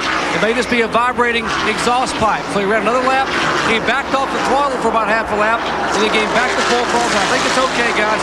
I believe we're going to be all right. So everyone's heart skipped a beat down here in the Haviland pit. But he has dropped from 6th to 9th position, as both Rusty and Terry Labonte have been able to get around him. Following this race, again, we urge you to stay tuned if you have any love at all for auto racing and for the King, because we're going to present a very important and special program, Portrait of a King. That will be immediately following our live telecast of this Hooters 500. Dave Despain will be hosting that program, and it is a dandy. Elliott, the Georgia native, in front of his hometown fans, leads the Hooters 500. Kulwicki not too far behind in second place. He's only about 15 car lengths behind Bill. He's steadily, inch by inch, gaining on the Budweiser Ford. And when I mean inch by inch, that's basically what it is, just inches. Not too far in front. You saw him there. Harry Gant is about to go a lap down. Dale Earnhardt just went around Harry Gant, so he has made up a lap on him. Really, Earnhardt still running out in front of Elliott, and so now Gant has dropped to 12th. Earnhardt is 11th, but not too far from going a lap down. Gant's car is definitely off the pace a little bit now from what it was earlier. There's Dale Earnhardt, who led earlier in this event, then lost a lap and gained it back. Lost 2 laps, really. He was down 2 laps at one time, but has got both of them back. He still needs a caution. And there is Harry Gant, who is 12th, and the last car on the lead lap as Bill Elliott tries now to lap him, making it just 11 cars on the lead lap. Well, he closed right up on the back of Harry Gant, and here he goes on the outside of Harry, puts him a lap down. Dave Marcus, now he'll try to pass him. Dave is running in 19th position. By the way, if you're just joining us, it's 3 o'clock Eastern Time, and if you are just joining us, the situation is that King Richard Petty went out in a blaze of glory, but not the blaze that he wanted to. The car caught fire after he was involved in an accident here on the main straightaway. Richard is okay. However, the car is out of the race. Bill Elliott leads this event. Alan Kulwicki is in second position. Davey Allison is in 8th. So it's still very much a heated points battle. Now our Western Auto race recap. Bill Elliott has led 60 of the 184 laps. There have been 4 caution periods for a total of 29 circuits. There are 12 cars, make that 11 now on the lead lap, but Harry Gant has gone a lap down. 8 leaders and 16 lead changes, and the average speed is a little over 127 miles an hour. The drivers who have picked up 5 bonus points for leading include Martin, who is out of the race, Earnhardt, Elliott, Irvin, Allison, Kulwicki, Jeff Bodine, and Brett Bodine, who led the first lap, but then was involved in a multi-car tangle down in turn number 1 on the second lap. Out of the race, Strickland and Brett Bodine were both taken to a local hospital to be checked up. They were not seriously injured. Stanley Smith, Dick Trickle, Ken Schrader, Bob Shack, Richard Petty, Wally Dallenbach, Rich Bickle, and Jeff Gordon have all gone to the garage area. Jeff Gordon, the most recent. Tony Glover leads the Mechanic of the Year standings from Western Auto as we see Harry Gant in the pits in the upper left of your screen. Steve Meal is second in the Mechanic of the Year standings, followed by Donnie Richardson, Danny Glad, and Tim Root. Unscheduled pit stop for Harry Gant in the Skoal-Landed Oldsmobile. He had slowed on the racetrack, not dramatically, but he was definitely off the pace a little bit. Apparently had a vibration or something, and could be a bad shock, but he thought maybe it could be tires, so they've changed all 4 tires now. Let's see. Keeping you updated on the point situation all race long. If they were awarded right now, Allison would have a 2-point victory. And Elliott and Kulwicki would be tied for 2 second. points behind. Wow, you can't get much closer than this. Here's Jerry Punch. Guys, you think we're watching it upstairs? I'm in the Davey Allison pit. Now, this statistical sheet you're looking at right here was developed by Bob Lafford, who actually helped develop the current point system way back in 1975. We have Davey Allison in this column, Alan Kulwicki, and Bill Elliott. Davey Allison currently, in 8th spot? That's how many points he would have. And if you turn and look at Alan Kulwicki in second or at Elliott in first, that's what he would have. So they are watching very closely a statistical chart here to see every single spot counts and every single heart is beating rather quickly here in the Allison pit, guys. And thank goodness for people like Nelson Crozier, who was holding that sheet. Nelson's one of those behind-the-scenes guys that play a very valuable role in presenting these NASCAR Winston Cup telecasts to you throughout the season. Bill Elliott of the Budweiser Ford leads the Hooters 500 as Jeff Gordon has dropped out of his first NASCAR Winston Cup race. That's a very important piece of information because of the sun that becomes a major problem here in the late afternoon, and we are just about to that point. It's no problem now. We're going down to turn 1. But watch this. If we can stay with him until he gets to the back straightaway, you're going to see just what a problem it can be. We're only about halfway of the race, just a little over halfway. It's going to get worse every minute until the end of the race. Now it goes into turn 3. We can see as he drives into the sun, and as I said, it gets worse every lap. Morgan Shepherd right now, Bob, is one of the fastest cars on the racetrack. The Citgo Ford is really running fast, but he's 3 laps down, unfortunately. But whatever the problem was, they got it fixed. Yeah, he is in 22nd position, but back up to speed. Here's an Autolite field summary for you. Watch for your favorite driver. Another great run for Jimmy Spencer up in 3rd spot, and look at Davey Allison back in 8th. 11 cars are on the lead lap. The last car on the lead lap is Dale Earnhardt. Harry Gant now 2 laps down. Bobby Hillin in the 90 car, sponsored today by Wrangler. Remember Wrangler jeans that was Earnhardt's sponsor for so long?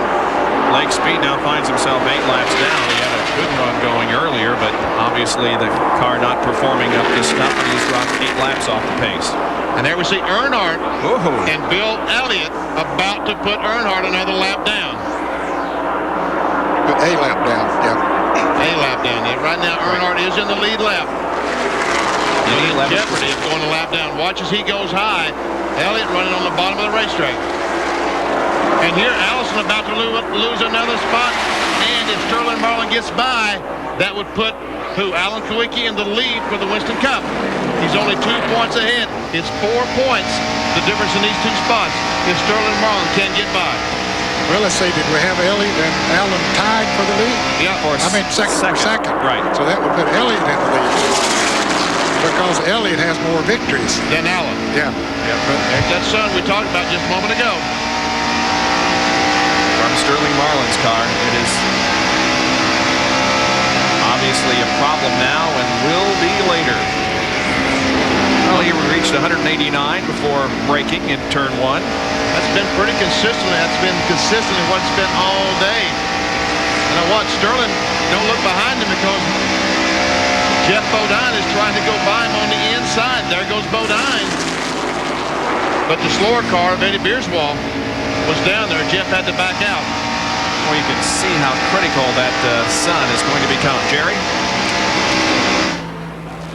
Indeed, it is going to be very, very critical this summer. Let me show you what's going on here in the Davey Allison pit. They are getting very concerned about what's happening in the point battle. Davey's car not handling well. Gary Beveridge, Ryan Pemberton, and Joey Knuckles are building an aluminum patch for that brush panel in the left rear of the car. Now, they've taken a piece of aluminum, and they have cut it. And now listen to Ryan Pemberton.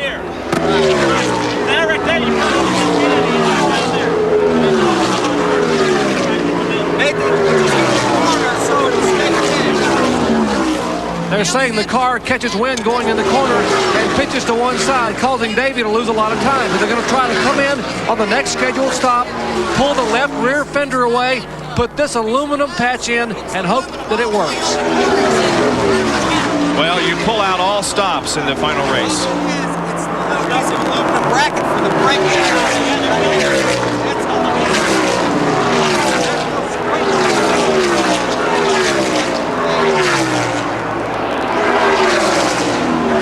A lot of thoughts are being traded down there, and we'll see what they do when Davey comes in for his next pit stop. Meanwhile, Jeff Bodine has gotten around Sterling Marlin, and now Jeff has his sights set on Davey.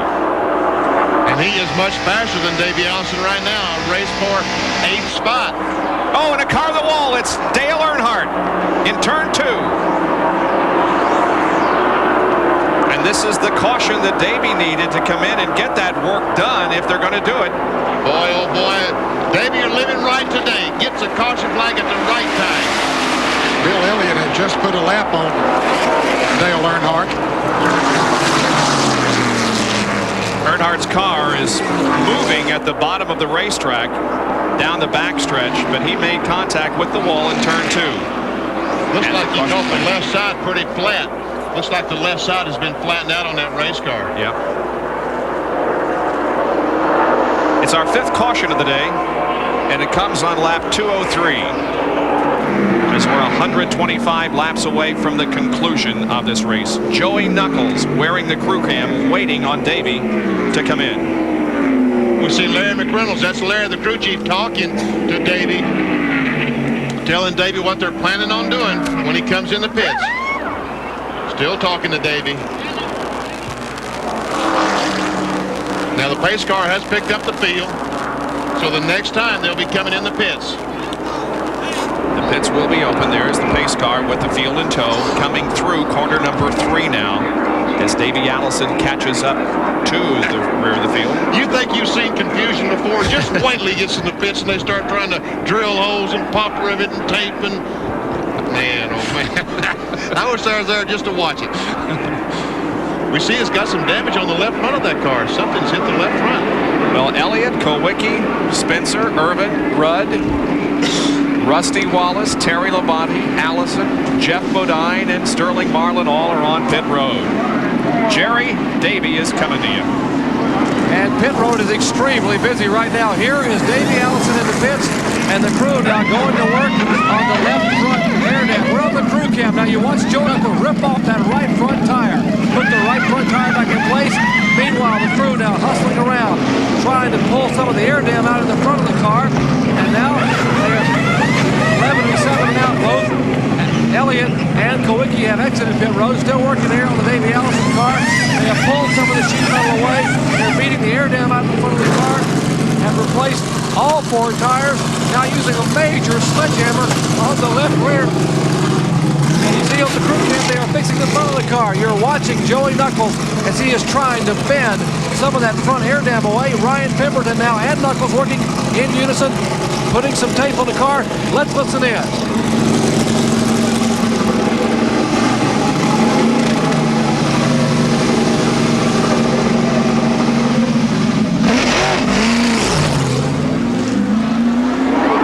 Allison's car beat up in the front end, beat up in the rear end.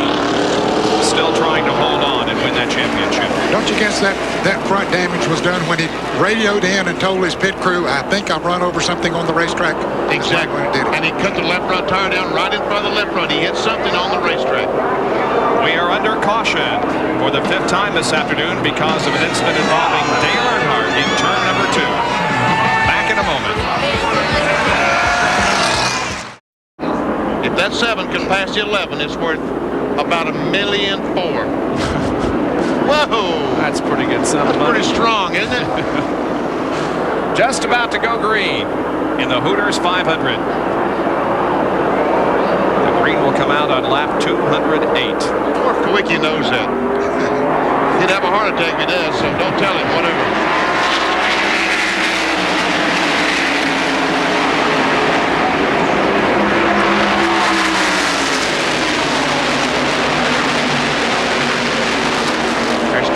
On the inside of Kulwicki trying to get a lap back. And we can see how these 2 cars running side by side is slowing both of them down. Kyle shown in 11th position. First car, of course, a lap down.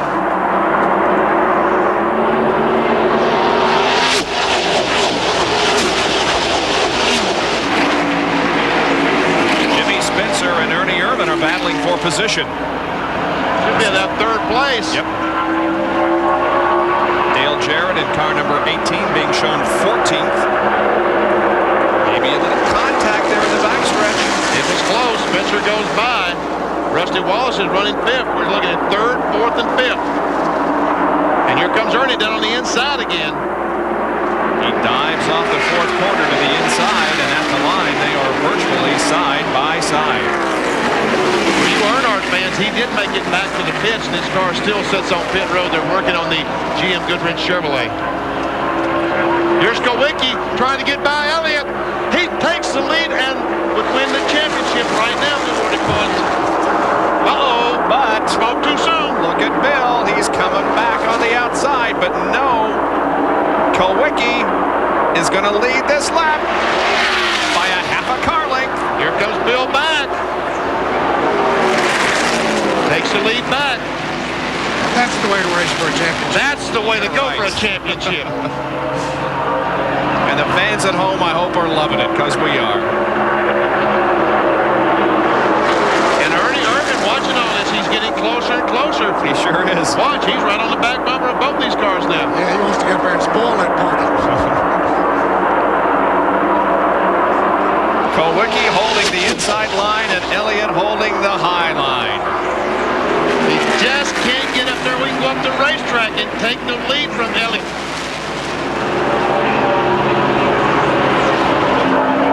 Well, both of these guys know that Davey Allison has had problems, and they say, let's forget about Davey. We're going to slug it out for the championship of Brazil. But here comes Ernie Irvin. That's it.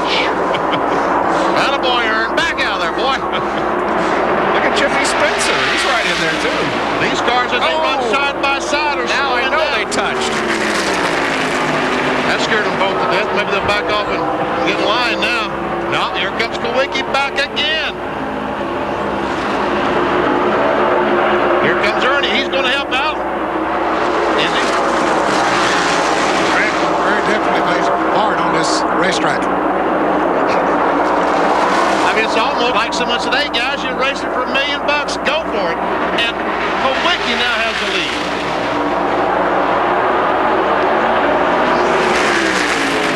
Irvin to challenge Bill Elliott for second. And Ernie Irvin does pick up second position. I don't know. Here comes Bill back. They're side by side, going in 3.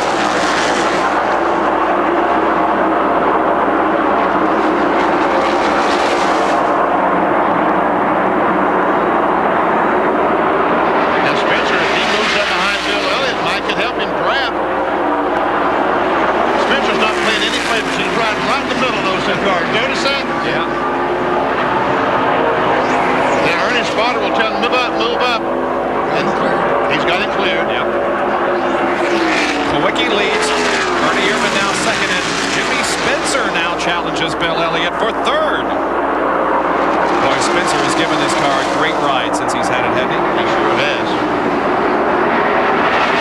Bill Elliott just made a pit stop, changed 4 tires. Evidently, those tires just not exactly right. Great shot from Airship Shamu. Over turns 1 and 2 here at Atlanta. Spencer takes a spot away, puts Elliott back to 4th place. There's Earnhardt back out on the track, running slow. And there is Davey Allison, who is back in the 9th position. And there's the leader, Alan Kulwicki. Don't go away, folks. We've got a tremendous race to settle for you. Not only a race, but a race for the championship.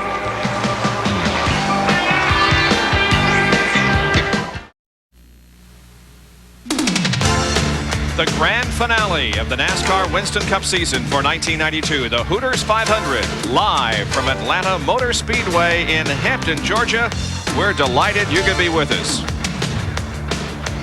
Our Speed World coverage is being brought to you by Autolite Spark Plugs, guaranteed for 2 years, no matter how far you go. By Wrangler, the most comfortable jeans known to man. And by Quaker State, the big Q is one tough motor oil. Well, a whale of a view comes to us from Airship Shamu. The blimp represents SeaWorld parks in Florida, California, Ohio, and Texas. Get it? Whale of a view, Benny? And as of now, Alan Kulwicki has the Winston Cup by 3 points over Allison. Bill Elliott, who is running 4th in the race, would finish 3rd in the point standings. Davey has just passed Sterling Marlin, which now puts him back in front by 1 point. It's too tough to keep up with. It is so close. Well, of course, there are 5 other points to be factored in here if one of those drivers lead the most laps, which that has not been determined yet. Bill Elliott probably has led more up to this point than anyone else. And the 5th place battle is between Rusty Wallace and Terry Labonte. Wallace has it, Labonte wants it. And Dale Earnhardt We talked about him a moment ago. He will go off of the Winner Circle, NASCAR's Winner Circle program in 1993, Ned. Boy, that's the first time probably in 10 years. In 10 years that car has been off the Winner Circle program. Only 9 cars are eligible, and there's been 9 cars this year that has won twice. Earnhardt only won once. You were talking about the driver who could pick up 5 bonus points for leading the most laps. At this point, Bill Elliott has led the most, 85. But we're not finished yet. In fact, we've got 105 laps to go. Speaking of Elliott, here he comes back. Jimmy Spencer passed him just a couple of laps ago. Now Elliott trying to get back by Spencer. Since Jimmy Spencer and Bobby Allison teamed up in this car at Charlotte, they have had a 4th, an 11th, a 5th, and currently Jimmy Spencer is running in 3rd position. Being pursued by Bill Elliott.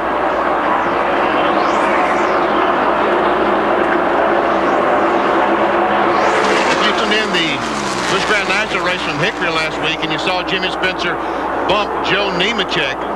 Everyone thought it was deliberate. I talked to Spencer about that, not on tape, but I talked to him about it.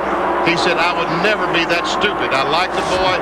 He said there was a car coming down pit road. Honest to God, I thought the guy was coming on the racetrack, so I went up in the middle of the racetrack. Here's a field snapshot as you watch for your favorite driver and use the clock to tell how far behind the leader he is running on the racetrack.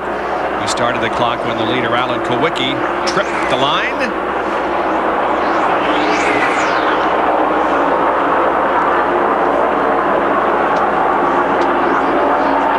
And here he comes, completing the lap in 31.9 seconds. Now, I have trouble adding and subtracting. Let me see if I can figure that out in my head to how fast he's going. Let's get to carry them.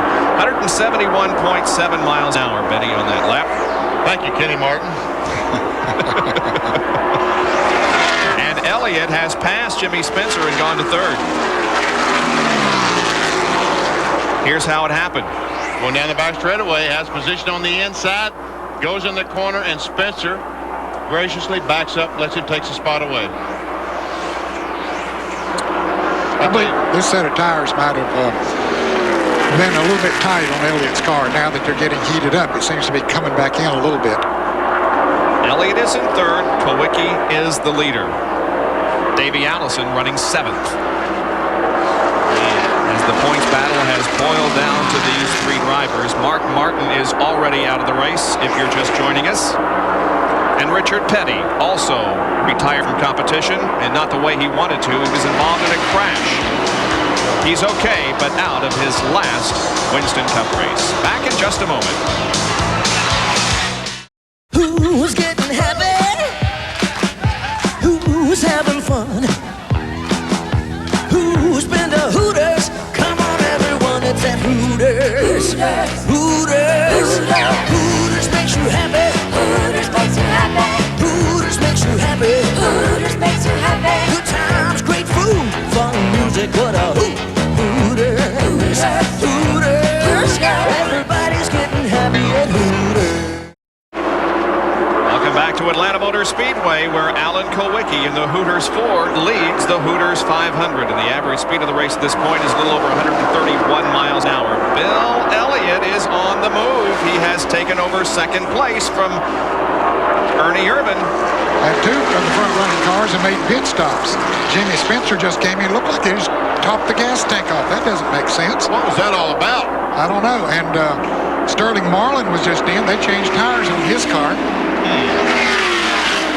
All kinds of interesting things going on here, and it has been an interesting race to this point. It got off on a very bad note because as they completed lap number 1, we had the first crash of the race. It involved Brett Bodine in number 26 and the pole sitter Rick Mast. Bodine with hard contact on the outside wall. Hut Strickland came along and hit Brett very, very hard. Both of those 2 drivers have been sent to a local hospital. During the fracas, it was Hut Strickland who hit the left rear of Davey Allison's car, upsetting the car somewhat. However, Davey has not let it bother him too much.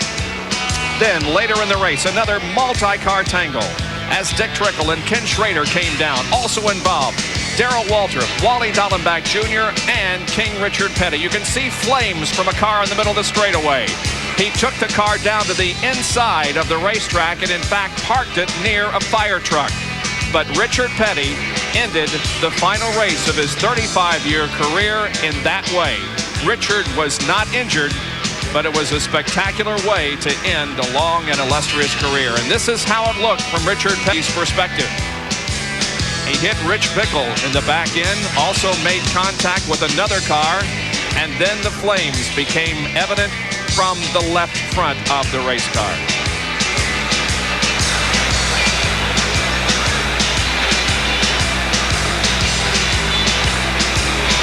Come on, give her the fire. Bring the fire extinguisher.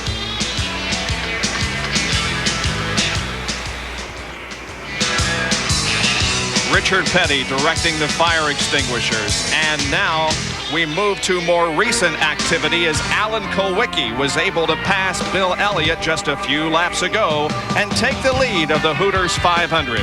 And that's the situation as we speak. Alan Kulwicki is in front.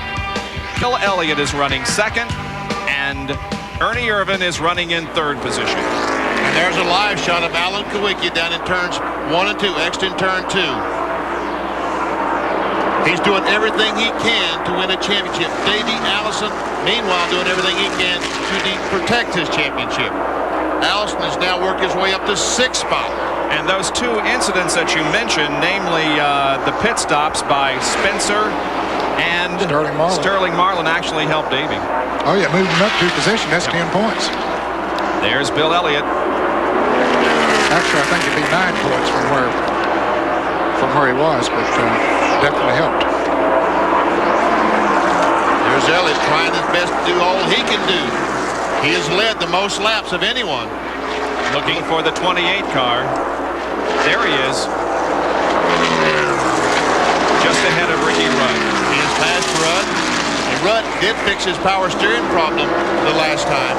Yeah, they had the hood up on the Tide Chevrolet, and they did make some repairs. Let's find out why Jimmy Spencer came in for some gas, John. Complicated than that, Bob. He came down on pit road because there was a big piece of paper stuck to the grill and the engine was overheating. He may have stayed out a little bit too long because the crew just told me that they think the motor's about to blow. And also Sterling Marlin changed 4 tires. He apparently felt like he had one going down. That's the update on the 12 car. Sterling Marlin, as mentioned, also came in for an unscheduled pit stops, and both of those came just 30 laps after their regularly scheduled pit stops. We may be a little premature in telling you that Richard Petty is out of the race because they're working on the car. Hopefully he'll be on the track when the checkered flag drops. If points were awarded right now, Davey Allison would be champion, Kulwicki second, and Bill Elliott third. Davey Allison.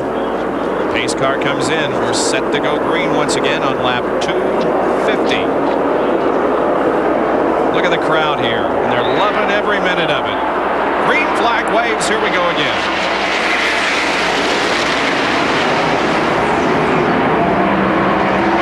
A lot of oil dry here on the main straightaway because of Bobby Hillin Jr.'s blown engine. Don't let that concern you. They'll kick up some dust, but it is all for the better.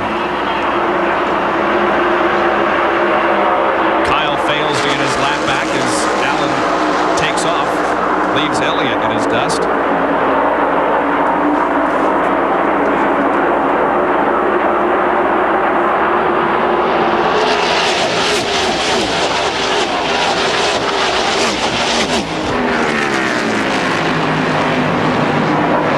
There's Morgan Shepherd trying to go by Bill Elliott. Well, you know Elliott doesn't want that to happen, but Morgan wants to get back to the front, try to get some of his laps back. What do you say, Ned? He's 3 down? Yeah, 3 down, but he has a very fast race car. Since he got it fixed, whatever the problem was, he has been very fast. He's 17th, 3 laps down. And we see Ted Musgrave on the inside of late speed. Meanwhile, Ernie Irvin back there has got by Rusty Wallace. He's currently running third. Kulwicki leading and Petty trying to get that lap back, and Allen has never had a top 5 finish in Atlanta in 14 previous events. This by far his best outing at Atlanta Motor Speedway, and he is using the best time to do it. But for the last 3 years here, he has earned more points. Look crash! Davey Allison is in the crash, Bob. Ernie Irvin, and it's all over for Davey Allison. No, it's not over yet. I don't think he hit him that hard, maybe. Well, he hit pretty well, I think.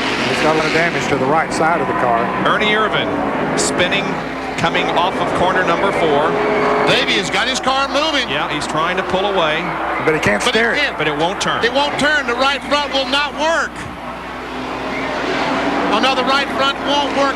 He's broken the tie rod end off the car, so when he turns the steering wheel, the right front tire won't turn. And there he's a lap down. Kyle Petty got his lap back.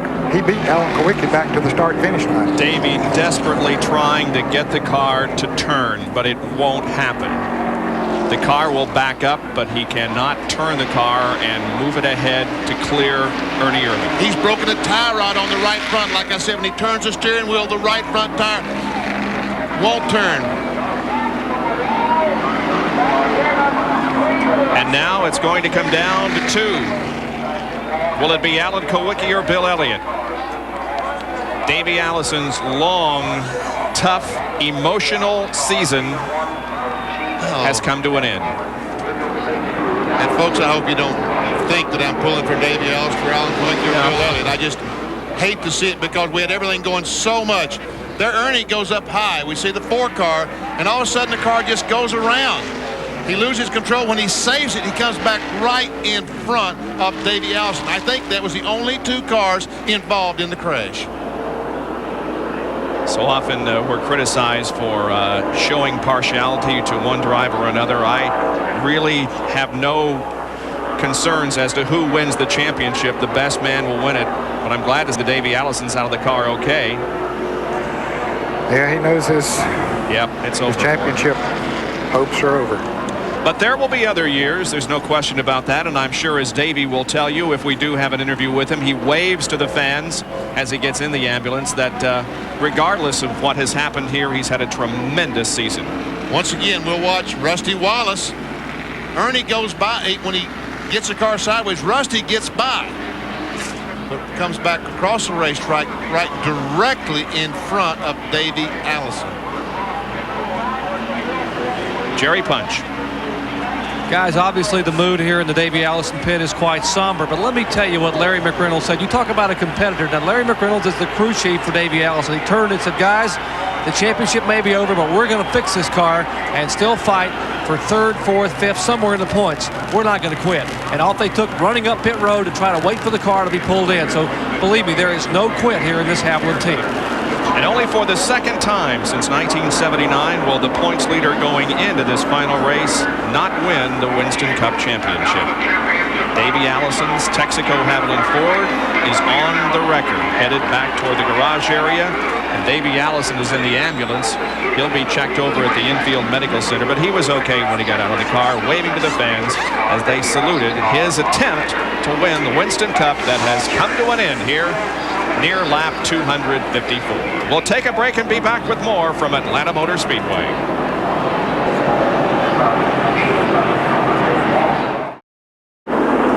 NASCAR Winston Cup points as of right now. Alan Kulwicki on top by 10 over Bill Elliott. Davey has fallen to 3rd. Right now 19th in the serial scoring. Kyle Petty is 8th. Harry Gant 17th. And Mark Martin is already out of the race. And by the way, being factored into those point standings are the number of laps being led. Now the green flag comes out and we resume our competition with Alan Kulwicki leading Elliott. It's down to a shootout between those 2 drivers. We're watching from the roof cam Morgan Shepherd. Is that smoke out of Kulwicki's car? Oh, Benny, please. Well, Morgan is moving to the inside of him. Ooh, look out, boys. Don't have another one right here. Oh, man.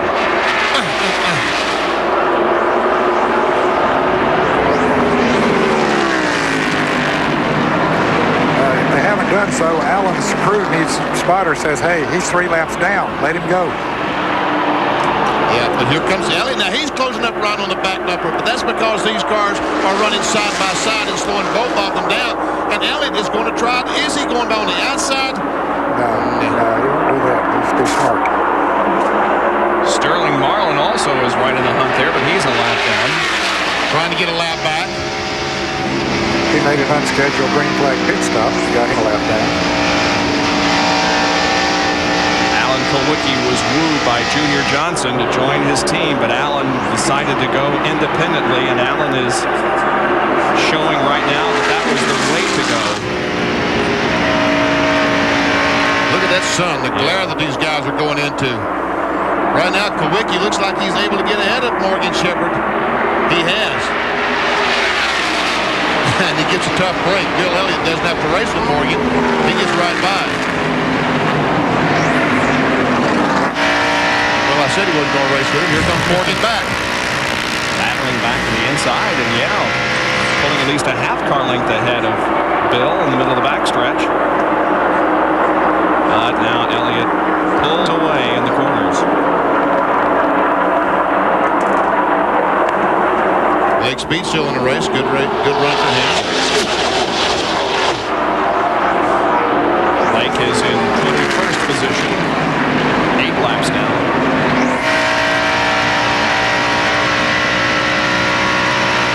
What a strange twist turn of events we've had today.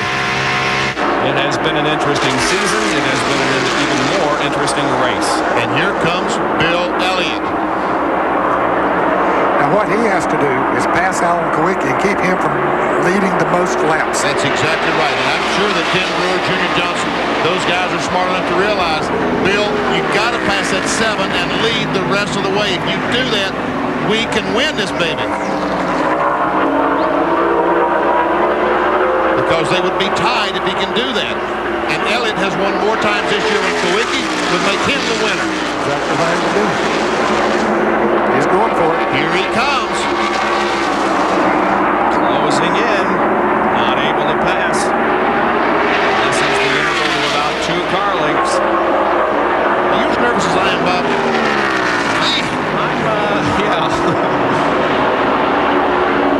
I just hope these two guys don't do anything silly and take each other out. But there is a lot of work going on back in the garage area as Larry McReynolds and everybody else tries to get that Ford back in operating condition to at least be around when the checkered flag drops. And to finish 3rd in the point standings because Kyle Petty might, I don't know if he could or not, but he might be able to overtake Davey Allison and take 3rd away from him. There's Elliott. There's Davey. Davey and Liz emerge from the medical center.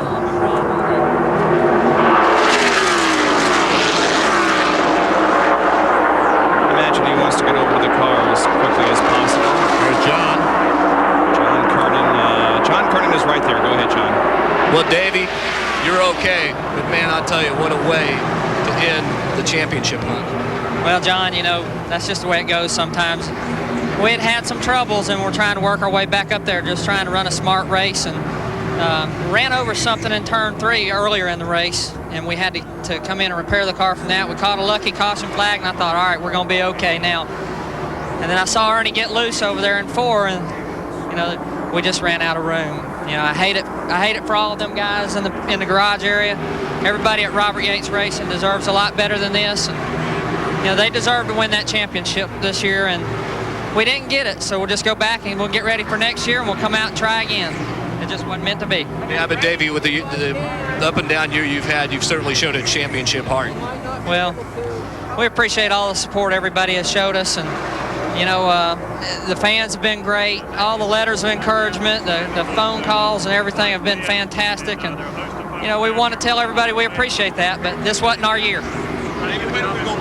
Davey Allison carried a great deal of momentum into 92 from the 91 season, and I think he'll keep that momentum going as we head for 1993. Didn't win the championship, but gave it everything he could. We'll be right back. ESPN Speed World presenting the final race at 1992 NASCAR Winston Cup Series. It's the Hooters 500 being led by Alan Kulwicki. Second is Bill Elliott. Just a little after 4 o'clock Eastern time if you're just joining us. Davey Allison just crashed out of the race, ending his championship hopes. Richard Petty crashed earlier in the event. He isn't injured, and word from the garage area is that they may be about ready to bring the STP Pontiac back onto the racetrack so that it will be around when the checkered flag drops. Speaking of the checkered flag, Bob, when that flag drops today, you can buy that flag. If you want to make a sealed bid on that flag, send it to Box 500, Hampton, Georgia, 30228. As for the Petty flag, you can buy that flag. How much do you think it's worth? I bet that thing will go for a few dollars. And the money will go to Clifford Allison's, the Children's Fund. Money well spent then. Ever seen Rusty Wallace, Jimmy Spencer, and Ricky Rudd are race 4th, 5th, and 6th. Bill Elliott has led 85 laps. Right now, Alan Kulwicki has led 66. So Alan, if he leads the next 20 or so, will then become at least the person that would get the bonus points as of that moment. I tell you what, I appreciate when people do all they can do. And I'm looking at two guys right now that's doing all they can possibly do. Every inch around that racetrack, they're going as hard as they can possibly go. Hitting the gas wide open as soon as they can, letting off as late as they can. They're on a qualifying lap every lap. Every lap, trying desperately to win a race and a championship. And Jerry Punch has a comment on pit road. Benny, you and Ned and Bob are exactly right. Bill Elliott has been told that he needs to pass the 7 car. Well, what he's trying to do every lap with every ounce of horsepower that Budweiser Ford will muster. Now, Alan Kulwicki has been told by Danny Glad and the crew he must keep the 11 car behind him because if he gets past, he may not lead the most laps and he may lose the race and the championship. So these guys are running wide open these last few laps. This is what a championship is all about. It could come down to the 4 races that Bill Elliott won in the beginning of the season. He had an incident at Daytona. He was very much a contender in that race, but then after Daytona, he won 4 in a row. And it could come down to the number of races won this year if the points are tied when the checkered flag drops. You see that piece of tape on the grill? Here's Earnhardt going a lap down. Another one, lap down. Laps led today, Bill Elliott has led 85. Kulwicki has led 70. If Allen can lead 30 more laps and give him 100, Bill Elliott could lead the last lap, could win the race. Kulwicki could still win the championship by 5 points. It isn't over yet, fans. Stay with us. The championship is still to be determined between Alan Kulwicki and Bill Elliott.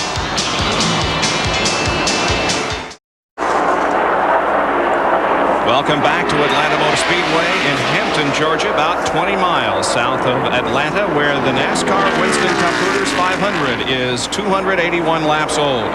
It has come down to a battle between Alan Kulwicki and Bill Elliott for not only the championship, but for the lead of this race. They are first and second. Let me throw another thing in the mix. Kulwicki doesn't have first gear. Now, if they make a pit stop, he has to take off in second gear. That's going to hurt him a little bit, give Bill Elliott an advantage on the pit stop. That's why Kulwicki is so important that he leads all these laps up until that last pit stop. And Jerry Punch has a comment on pit road. And Benny, when you think about what might happen right now, it seems that both the teams might consider just doing a gas and go around lap 306 or 307. And if that were to happen, obviously that would be a big advantage for Bill Elliott with first gear. So, I'm telling you, this thing is not over by any stretch of the imagination. But once again, if Kulwicki can lead about 30, 40 more laps, he could still win the championship. Here's a good battle for Spencer in the 12 car, Ricky Rudd, and Kyle Petty. And Kyle Petty. 5th, 6th, and 7th. The number 2 car of Rusty Wallace leads the parade down the backstretch, and he is 4th. So it's 4th, 5th, Jeff Bodine is running third. He's pretty far out front of this group. Looks to the inside. We talked about Rudd getting a relief driver earlier on, but once they fixed the power steering, he said, yeah, I think I can drive this thing. Mark Martin had went by. He had stood by in case Rudd needed some help. NASCAR would let Jeff Gordon, Rudd's teammate, get in the car because he's a rookie. And rookies can't relief drive. Jeff Gordon dropped out of the race a few laps ago, but they would not let him be a relief driver because of his rookie status. There you can see 8 cars on the lead lap in our Bramfield summary.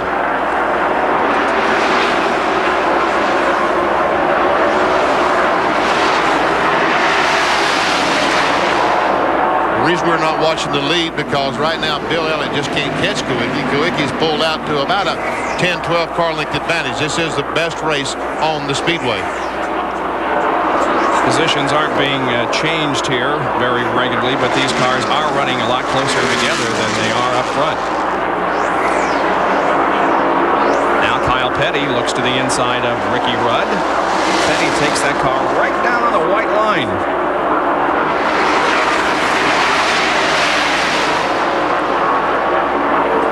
You know, it's strange that Kyle Petty would run his car so low on the racetrack as he does at most racetracks. At Rockingham, he runs on that white line all the time, and his father was famous for running so high on the racetrack.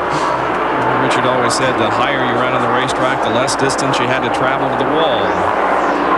So his selection of the racetrack is not in the genes. It's primarily the way that race car is set up. Mike Wallace moves up right in front of Spencer. The interval now between that group of cars and the leader, Alan Kulwicki. Comes up to lap Dave Marcus once again. Now Alan Kulwicki is only 5 behind Bill Elliott in number of laps led.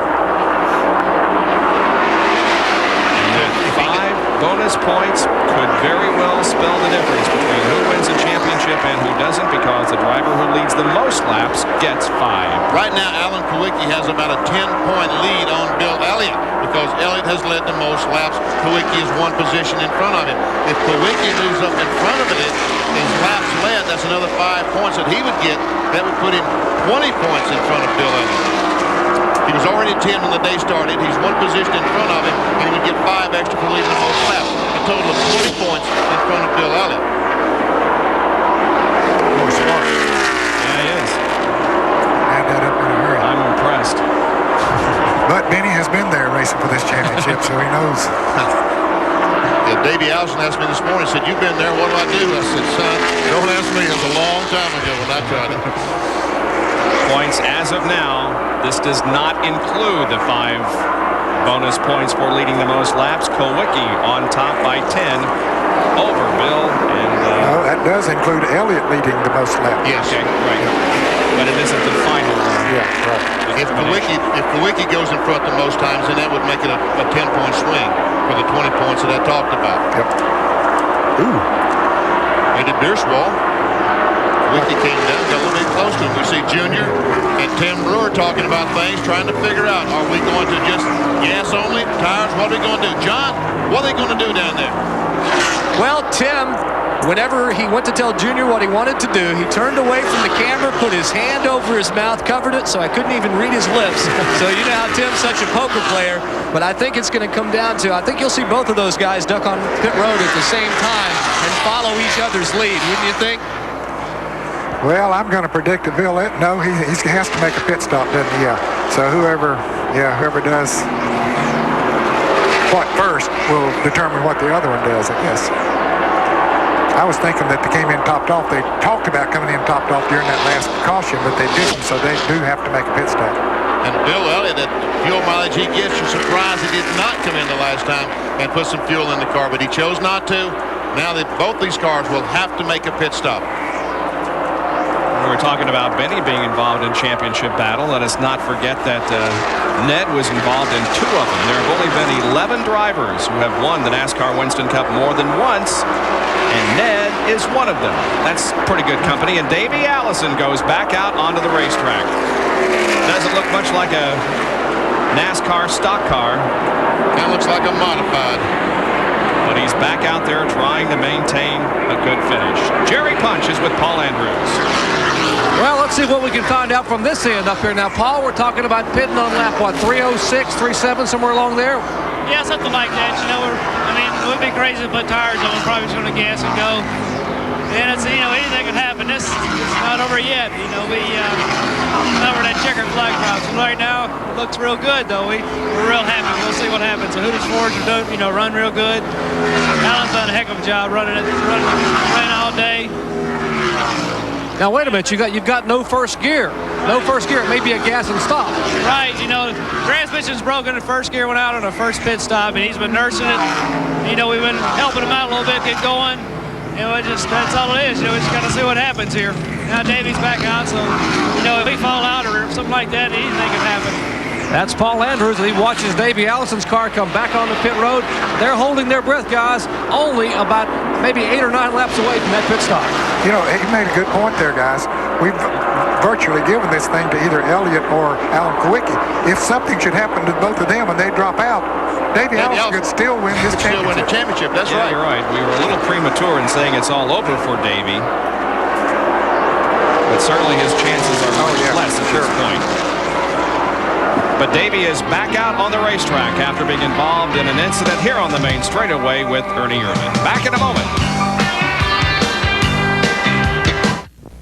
Hungry? May I suggest Barnacle Bill's Restaurant in Brooklyn Center. Barnacle Bill's complete menu offers something tasty for breakfast, lunch, dinner, or just a snack. One of their specialties is an Admiral Cut prime rib. How about a delicious New York strip? Barnacle Bill's is great for business and family holiday parties with complete banquet facilities. Gift certificates, too.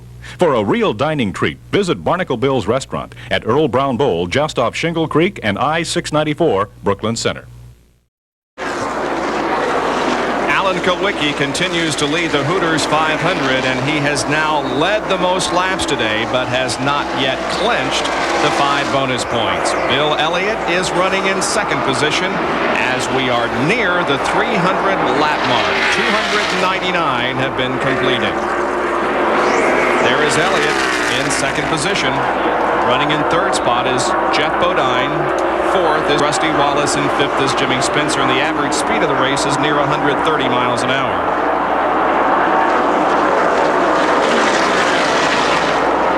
Pit stops will be occurring before too long. They must pit for gas to have enough to go the distance. Ned, you remember Connie Saylor, don't you? Bluff yes. City, Tennessee. Yep. He's got some medical problems, and he's resting up there in Bluff City, and we just want to say hello to Connie, and hope you get well soon, buddy. Yeah, good race driver. Yep. Our prayers are with you.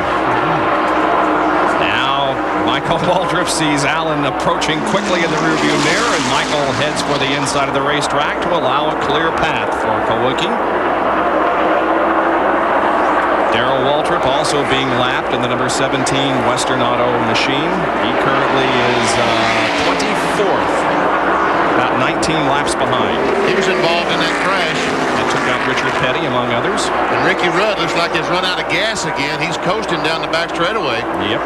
Going in turn 3. I don't see any smoke out of the car.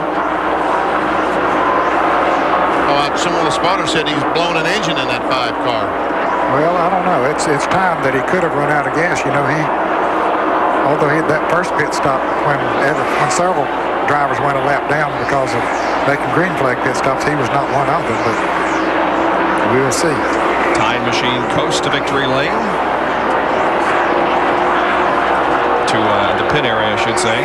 We'll see if he goes into the garage area right where he would do it. And he is indeed going to the garage area, so apparently he does have an engine problem.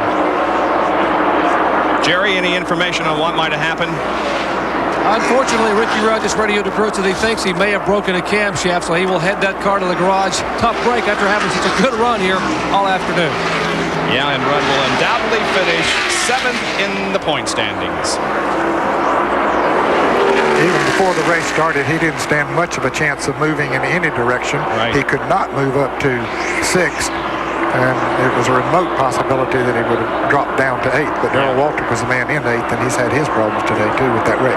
Yeah, Ricky was 168 behind Mark Martin, but 82 ahead of Darrell Waltrip. Davey Allison still out there. completing as many laps as possible.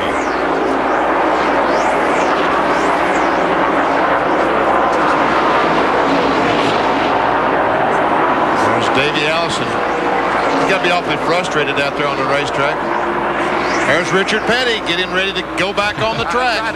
I knew that the STP Pontiac would be back out on the racetrack if at all possible. And it looks like, although we're only about 24 laps from the end of this event, that Petty, with helmet on, is ready to go back out there and be around at the checkered flag. Changing left sides on the 15 car. I guess they feel like they need enough gas to make it the rest of the way. They can change left sides while they're putting the gas in, so at least they get that many tires on the car. Bodine gives up 5th position to come in for the pit stop. That's pretty good strategy, Benny. They can change those left side tires in about 10 seconds, and they need to put that much gas in it. So. Yeah, because they don't have to go around the car to change the right sides. That takes 3 or 4 seconds extra. As we near the end of the race, we would like to, as per usual, thank all the NASCAR officials that have been so cooperative and helpful to us in our presentation of their events. Bill Friends, Les Richter, Dick Beatty, who's retiring at the end of this race. We wish him well in his retirement. Chip Williams, all the NASCAR people who are very helpful to us. I would just like to say to Dick Beatty, buddy, you have been one of the best things that ever happened to Winston Cup racing. We all love you dearly. We know that when you made a decision, it was a fair decision. And here's a decision about to go down the... Kulwicki, we understand, is just trying to conserve fuel, maybe. That's why Bill is closing in. Jerry, is that right? That's exactly right. Now, by calculations, Kulwicki would be really close at lap 307. But right now, guys, hey, it's lap 307. So we are told that possibly Kulwicki will try to make it to 308, 309, maybe even to 310. If he can make it. The car number 12 on pit road, Jimmy Spencer, and we're awaiting the arrival of Alan Kulwicki and Bill Elliott. Jerry, it's hard to understand why they would even gamble. When they got to stop anyway, why would they gamble on going 2 or 3 more laps? I guess they're just terrified that a caution flag might come out and put them a lap down to 4 or 5 good race cars. But if they only take on fuel, they won't lose a lap. That's those true. cars running up front. Well, I don't know. We'll have to see just how long it takes them to go down pit road with the 55-mile-an-hour speed limit. Jimmy Spencer relinquished 4th position, came in, got right side tires and gas, and is back out there. Rusty Wallace now on pit road, giving up 3rd position. Kulwicki once more goes by, does not come in the pits. It'll just be gas for Rusty. Well, Kyle Petty might have. Kyle Petty just blew an engine. I believe the car was smoking going into turn 1. He's right by the leaders. And Rusty must have been out of fuel. They finally get the car pushed off, and away he goes. Rusty also, we understand, does not have 1st gear like Allen. Let's see, is Allen going to come in this time? I believe he's going to. Well, I thought so. Elliott is way up on the racetrack. Well, Allen stays out there. Yeah, he does. Man, he can't run out of gas down the front straightaway. He'll lose everything if he runs out now. Yeah, that seems like it's just rolling the dice a little too much. Jerry, what are they thinking now? They told Allen to pit that time by. Their calculations are it may not make it back. They said, you got to come in as he went very high in turn 4. He must have just heard him, but he was already past pit exit. So now he will come around and come in this lap. And he let Bill go by, and now we'll watch for Alan Kulwicki to make it down pit road, and how long it will take him to get gas only and be able to get back on the racetrack. Drama playing out here in the final laps at Atlanta Motor Speedway. He raised the hand and said, Bill, you go right on. I'm headed for pit road because I need some gas. And here he comes, down slowly, 55 miles an hour.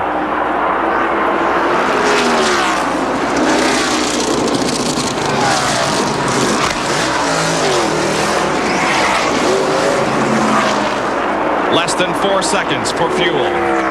Derek Cope was right behind him for a pit stop. Ned, could he have gotten enough fuel in that car in 3.5 seconds? Well, I wonder about that, Jerry. Look at that can. Did he get enough of it in there? I tell you, the can still looks awfully heavy. And you got to wonder, they're going to bring the can over and weigh it. That's how you determine how much fuel they got in that can. And you've got to wonder, boy, wouldn't that be something to lose it on about a 1.5 second fuel stop? They just put the can back up. They probably don't even want to know. Now, there's not much they can do about it now. If they didn't get enough and he doesn't make it, that's it.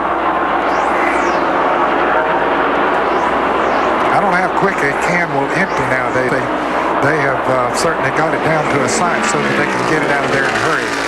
They might be able to get 10 gallons out of there in about 8 or 9 seconds. So he was, what, 3.4 seconds that we clocked him there? Yep. And you're right, Ned. He did not lose a lap. Bill Elliott is about a half straightaway behind him. The leader of the race is now Bill Elliott.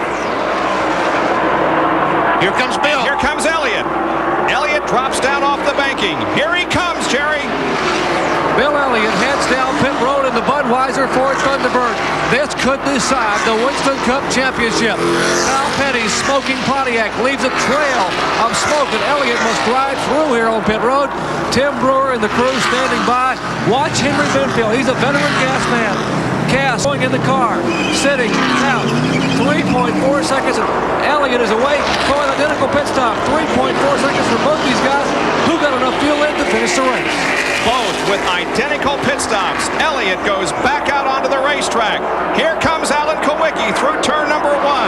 Can Elliott get up to speed and get the lead? Yes, he will. He will have the lead when this all boils down. So far, Terry Labonte has not made a pit stop. He's still the leader. And he came in that last caution and kept his fuel off. He's going to try to go the He's trying to go the rest of the way. So as far as winning the race is concerned. But the championship... So Bill Elliott's going to lead 16 more laps. Terry Labonte's going to lead these laps. That's right. That's right. Yeah. So Bill Elliott, if it finishes this way, he can't win the championship. Well, regardless of Labonte leading those laps, Kulwicki has led the most laps. Not officially yet. All right. We'll wait. Boy, this thing is going to go down to the bitter end. It's lap 3:15, and we still don't know who's going to win the Winston Cup. Stay with us. Bill Elliott leads the Hooters 500 with 9 laps to go. Well, that speculation we did on Terry Labonte, he came in while we were away on the break for fuel, so that all went out the window. He was not going the rest of the way, or couldn't. So Bill Elliott is the leader of the race. Alan Kulwicki is running second. He's the leader of the Winston Cup right now. Now, if Bill leads the rest of the way, he will have led 103 laps, and Alan would have led 103, and Bill 102. Points were awarded right now. Look at this. Kulwicki would be the champion. By 15 points because he's led the most laps. It would be a 10-point swing if Elliott could do it, and that was a difference of 1 lap. Is that what I heard? Man, oh man. And now congratulations to Danny Glad, who has been named the Western Auto Mechanic of the race.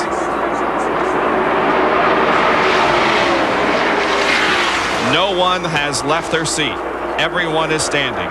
Everyone on pit road is calculating. Kyle Petty is moving very slowly around the racetrack with a smoking engine, and he's been doing that for quite a while. You know what? When we see Kyle, he's just as low as he can possibly get. He's not in the racing groove at all. He doesn't want to ruin this for anyone. But you know, Kulwicki was supposed to stop on lap 306. He ran to 309. Those 3 laps got him in front in the lap leader bonus. Okay, that was the reason for staying out there. That was the reason, I guess, he chose to stay out. Yeah, I questioned it. You know, if you're going to have to stop anyway, but you know, they knew exactly what they were doing.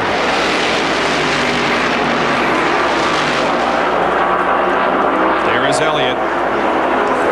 Kulwicki right now is not trying to catch Bill Elliott. He's just trying to finish this race in the position he's in and stay in front of Jeff Bodine. Jeff is a full straightaway behind him. He's not concerned about winning the race. He wants to win the war at this stage. Jerry, any more on if Alan Kulwicki got enough gas? Well, the big concern here was exactly that. And they said Alan needed 6 gallons to finish the race. They figured that they were here on pit road 3.4 seconds. They figure you can put 11 gallons in 6 seconds. So they got probably right at 5.5 to 6 gallons in 3.5 seconds. So it's going to be very, very close. Oh, man, I mean, one more second on pit road would have clinched it. We're watching Alan Kulwicki. He is not leading the race. He is second, but he is in the lead as far as the Winston Cup point standings are concerned. Bill Elliott is the leader of the race. And Jerry? The crew has just told Alan Kulwicki that if Bill leads the rest of the laps, that Alan will still get credit for leading the most laps. Therefore, they told Alan to back off, give Bill the race, conserve fuel, and we will win us a championship. Exactly right. Just what we said a few minutes ago. If Bill leads the rest of the way, Alan will have led the most by one single circuit. Kyle Petty has just been black flagged. What, 3 more laps, Ned? 3 more for Kulwicki? That's it. I'll tell you what a day this has been. Elliott has a rather substantial lead. He's entering turn number 3 as Allen is halfway down the backstretch. So it's a fairly substantial lead for Bill Elliott. But it's really, besides his 5th victory of the year, going to do him no good because he's going to lose the Winston Cup. 2 more laps for Kulwicki. Hamilton has just run out of gas, and Richard Petty coming out of the garage area. Here comes Richard in the SDP Pontiac. He has the car running again. There's just 2 more laps to go, but he will be on the racetrack when the checkered flag drops. He was involved in a spectacular accident early in the race. It saw the car break an oil cooler up front, caused some white flag is out, causing some fire, but Richard is back out on the racetrack. The white flag is out. Now Alan Kulwicki comes down and gets it. There is less than 1 lap to go around this 1.5-mile oval at Atlanta Motor Speedway. We are not following the leader of the race. We are focused in on Alan Kulwicki, who is going to win the 1992 NASCAR Winston Cup and the $1 million bonus that goes with it. Bill Elliott comes off the 4th corner. He wins the Hooters 500. But Alan Kulwicki is coming off of corner number 4, knowing that he's winning the championship. There's the checkered flag for Alan. He's the champion for 92.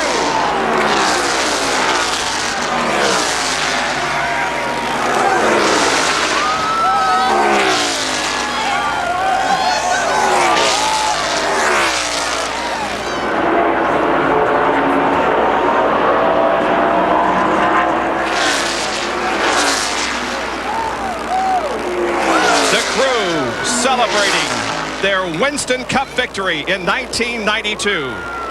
Allen becomes the 21st NASCAR Winston Cup champion. It comes in his 7th full year of Winston Cup competition. But our hats off also to Bill Elliott, who did everything he could possibly do to gain the championship, but he came up short. And Richard Petty is taking one final lap around this racetrack as the fans salute him, and his career comes to an end. Here comes Kulwicki down the front straightaway. He and Richard will probably collide because I'm sure Kulwicki's going to do something spectacular. Let's see. Remember his first win at Phoenix? He took what he called, and these are his words, a Polish victory lap. Yep. And guess what? He's going to do it again.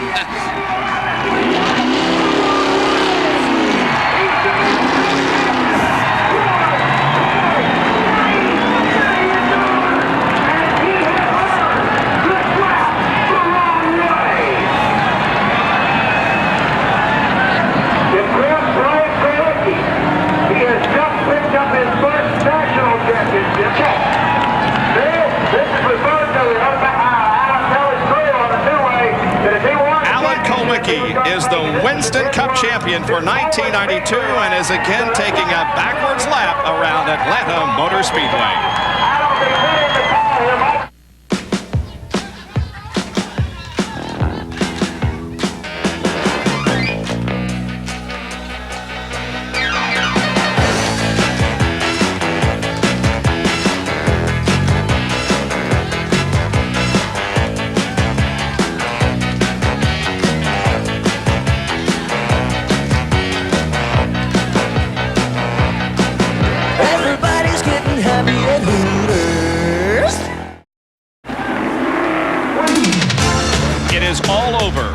Bill Elliott wins the race. Alan Kulwicki finishes second and wins the 1992 NASCAR Winston Cup in dramatic style. What a race it's been, and we're glad you could have joined us for our Speed World coverage. Brought to you by Hooters Restaurants, always delightfully tacky yet unrefined. By Smooth Bush Beer and easy drinking Bush Light. And by Fram Oil Filters. Fram, you can pay a little now or a lot later. Alan is completing his lap the wrong way around Atlanta Motor Speedway and now comes down to the end of pit road toward turn number 4 and will pull in and come here to the main straightaway on pit road to receive the congratulations of everyone. He has won the Winston Cup. Now, ladies and gentlemen, we'll interrupt that light, but within the fourth here at the top, we need to clear pit road. Let's clear the track and clear pit road, please. Doug, we'll get back to you guys in a few moments. Here in the tower. One happy human being right there. Alan Kulwicki has got to be on top of the world right now. Undoubtedly, the most happy moment of his life. He said, did I mess up? Did I do wrong? Making that lap the wrong way? Right now, he's a champ. He can do about anything he wants to, can he, Bob? Absolutely right. It's been a long, tough season for Alan Kulwicki, but he has done it. Appropriately, he wins the championship in the race sponsored by his race team sponsor, Hooters Restaurants. Alan now gets the helmet off. They've already got the cap saying Winston Cup champion for 1992 that Alan will proudly put on his head, emerge from the car, and receive the applause from the thousands and thousands of race fans who have gathered here on this Sunday afternoon to see who among 6 drivers would win this championship. He's combing his hair. He's combing his hair. He had a comb down there. I wonder what he was looking for. Come on, Alan. Put on the hat.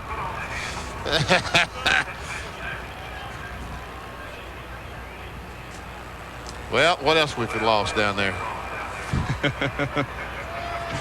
Well, I think we're about ready. Here he comes. And let's listen.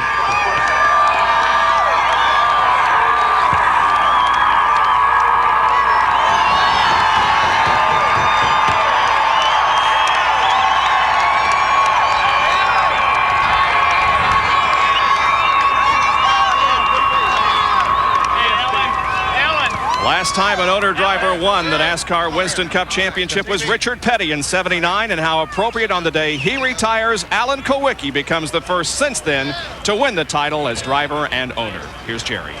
And Bob, there were those that questioned his sanity 2 years ago when he turned down the likes of Junior Johnson and Bud Moore and Rick Hendrick to do it yourself, and Alan today, it had to be all worthwhile. Congratulations. I'll tell you, man, this is like living a dream here. The car ran great. Our engine was fantastic all day, and car handled real well. And the Goodyear tires, this is the fastest we've ever run at this track and the longest the tires have ever lasted. The Goodyear radials work great. I got to thank my sponsors, Hooters Restaurant, Naturally Fresh Salad Dressings, Classic Mixers, and Ford Motor Company. This Ford Thunderbird's been a great car for us all year long. We ran great. I led the most laps. I knew how far I had to go in a race to lead the most laps, and at that point, you know, there was no way that he could beat me. I was a little bit safe coming down pit road, and we lost first gear in the transmission on our first pit stop. So I had trouble getting out of the pits all day long. You know, I think that's probably where he made up a little bit of time on me was, you know, getting in and out of the pits because we were having transmission trouble. But at that point, I knew where we were. You know, I wanted to win the race because we had led quite a while, but there'll be other races, but this championship's what I wanted. And I just, you know, thank God for the fortune to be here and to be an American and compete on the Winston Cup circuit. Man, when I moved down south years ago, this was my dream. I came in a pickup truck and a trailer, and I want to thank all the people that along the way in ASA and everywhere in my career have helped me. And you know, I said that we made this, nicknamed this car the Underbird today. We're going into this race the underdog. We ran good. I'm really proud of the whole team. Paul Andrews, Danny Glad, Ron Vaccaro, Randy Clary, the guys in the engine shop did great. There's more Gary Preziosi and Shane Parsons, Tony Gibson, Pete Jackson, Jeff Bice, Tom Mount, on and, you know, if I forgot anybody, I'm sorry, but it was a team effort. We got a great team, and I'm really proud of them. I couldn't have done it without them. It's, you know, I said, this is a long answer to one question. Cut me off whenever you're ready. That's fine, Alan. I know you're going to catch your breath. Let us just congratulate you again on becoming the 1992 Winston Cup champion. Congratulations. Thank you. I mean, this is just a storybook ending, having Hooters sponsor the race, and my dad's here, and just really wonderful. Alan Kulwicki, how appropriate here in his 7th year of driving in Winston Cup that he would drive car number 7 to the Winston Cup Championship. The last one to win as a car owner and a driver, who else but King Richard Petty. And for the thousands of people here today and the millions watching around the world, we direct your attention up to turn 4. Ladies and gentlemen, where for the final time, the legend, the man, the King, Richard Petty, will say goodbye to all the millions of fans who have adored him for many, many years. So on your feet, wave and say goodbye, your special way to King Richard Petty.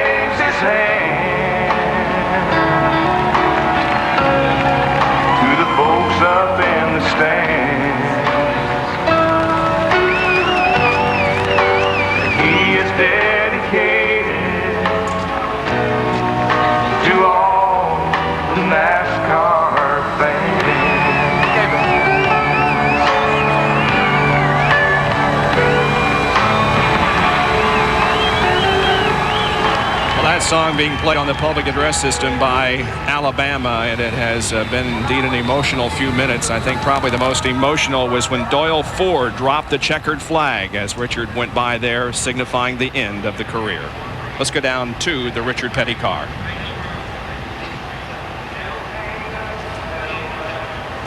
Richard Petty still sitting inside the car as Robbie Loomis comes over, and there aren't many dry eyes down here as Richard Petty, for the final time, will climb out of the STP Pontiac. Drivers, crew members from the garage area. Richard, it's been a wonderful 4 decades, and it's over. Yeah, that's what I found out when I made that last lap. It's been wonderful. I mean, 35 years, the good Lord's looked after us all these years. And, you know, I'm still walking around. You know, I hate to got in a wreck and disappointed me and some of the fans, but the big deal is we're here talking to you when it's over with, and I wouldn't change none of it. I wouldn't trade nothing for nothing else. Neither would we. Thank you so much, Richard, for all the memories. Richard Petty walks out for the final time of the STP Pontiac, and coming up next, we'll have a very, very special tribute to the King. Have the hankies handy, folks, because it is something you don't want to miss. Let's check into victory lane with our race winner where John Kernan is. John? Well, Bill Elliott, you did just about everything you could. You won the race, but as you said when you climbed out of the car, hey, I won, but I lost. Well, it's been a long year, and, you know, regardless of what happens, it's been one of those type seasons, and a lot of things has happened, and I mean, I'm just glad it's over with. This Budweiser Amoco team has done a fantastic job all year long. And to go out, winning the race, the last race Richard Petty will ever run in, I guess that says something. You know, we've done about everything else. We didn't win a championship. And I think we're going to go up to Bill Elliott Ford tomorrow. We're going to have a hell of a car sale. Okay, I'll see you there. Bill Elliott in victory lane, guys. Congratulations to Bill Elliott, who did indeed give it everything he had, but came up just a few points short in his attempt to win his second Winston Cup championship. The quest for the Cup standings, 10 separate first and second. It is the closest margin in NASCAR Winston Cup history. Bill Elliott with 4,068, 10 behind. Davey Allison finishes third, Harry Gant fourth, and Kyle Petty finishes fifth in the point standings. As far as the race results are concerned, Bill Elliott was the winner, followed by Kulwicki, Jeff Bodine, Jimmy Spencer, and Terry Labonte. Well, Benny, it's over, and it was great, wasn't it? It was fantastic, but I'm just so glad that I was here today to be a part of this, because we saw two guys doing everything they could possibly do. I'm talking about Elliott, Kulwicki, and Davey Allison when he was in there trying to win a championship.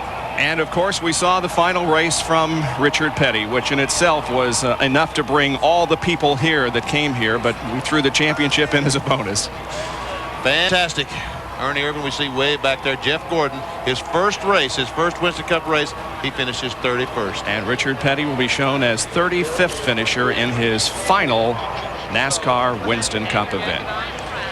Season is over, and it's been a great one. There you can see Alan Kulwicki as he is now on the back of a convertible being paraded in front of the race fans who have gathered here. Alan Kulwicki, winner of the 1992 NASCAR Winston Cup Championship. And he's not going backwards. He's going around the racetrack the way he's supposed to.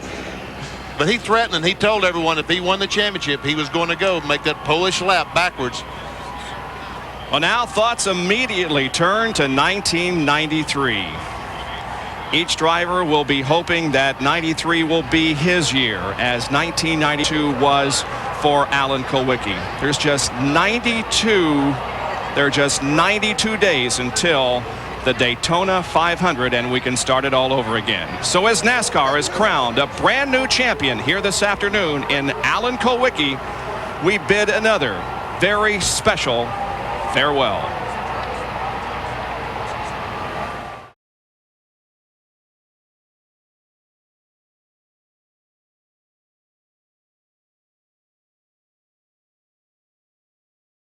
Crowd as they remember what had happened last Thursday in the crash of Alan Kulwicki that took his life and 3 others. The front row for today's race on the capacity crowd at Bristol, Tennessee, as always. The drivers gathering behind me along with their loved ones and their wives to try to remember their fallen comrade, Alan Kulwicki, and his crew members that lost their life earlier in the week. It's been mixed emotions here. Everyone's excited about getting involved with racing. They knew that racing was a part of their life, just as it was a part of Alan Kulwicki's life. And they want to get on with life, get on with racing in the sport they love so much. But also, a lot of them don't want to be here, as many of us didn't today, because we wanted to be able to be alone with our thoughts and remember someone that was so special to many of us. Thank you, Jerry. Now let's go down to pick up some of the pre-race ceremonies just before the start of the Food City 500. At this time, ladies and gentlemen, if you would please rise for our invocation to be pronounced by the minister of the Van Sant Church of Christ, Mike Wright, and remain standing immediately following for our national anthem to be presented by Miss Carrie Folks. Shall we pray? Dear God, we thank you for your love and for your grace and for your mercy. And dear God, we thank you for your ability to look on the inside of a human being and judge that person for their heart. And God, as you look today inside of each and every person's heart who is here at the racetrack or at home watching it on TV, you know our hearts, and they're split. God, part of our hearts tell us that we're happy, we're excited, and we're enthused because this is what we look forward to each and every year, racing coming to Bristol. But at the same time, God, our hearts are ripped, they're aching, and they're breaking. We have experienced a tragedy in the racing world, and we as fans pretend to be grieving. God, we as fans wear the hats, we wear the shirts, we scream and we holler.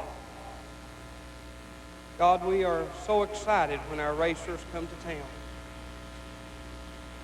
But God, there are people who are hurting, and there are people who are deeply concerned. Inside of this group of men, they are our heroes. But God, in the real world, on the other side of the tracks, these men have spouses. They have children. They have brothers and sisters and parents who are deeply concerned and who love them and need them. So God, we pray for safety. We pray for enjoyment. And we pray for an entertaining race. But oh God, please keep these men safe for their families. God, our hearts cannot be touched with the grief that the families that are grieving because of the accident this past week. God, we know that things happen that are sometimes uncontrollable by us. And the families of Kulwicki and Brooks and Duncan and Campbell, God, I pray that you told us that you're the God of all comfort. You told us to come unto you when we're weak and heavy laden. So God, that they are aching, and touch them. And in the midst of tragedies that come our way, especially those in our personal families, we cannot thank you enough for good memories. And the racing world, God, each and every fan, thanks you for memories. We will never forget the lucky number 7, the rookie. We thank you for the memory of someone who's shown us that an owner and driver, both the same, can conquer a championship. God, we will always be reminded in our memory, and we will smile each and every time we hear or see a Polish victory lap. And God, there's not a one of us will ever forget the time that our champion combed his hair before he got out of his car. God, we thank you for those memories. And we pray as we leave here today, God, that we will enjoy this. And we all will say that it's been good to be here. And each and every one of us, God, can leave safe. Again, we mean it when we pray for a safe race. And God, not just me, but thousands and millions of fans everywhere will be praying a moment of silent prayer on behalf of the families of Alan Kulwicki, Mark Brooks, Dan Duncan, and Charles Campbell. Thank you for loaning them to us for a short while, and please be with their families. In Jesus' name, amen.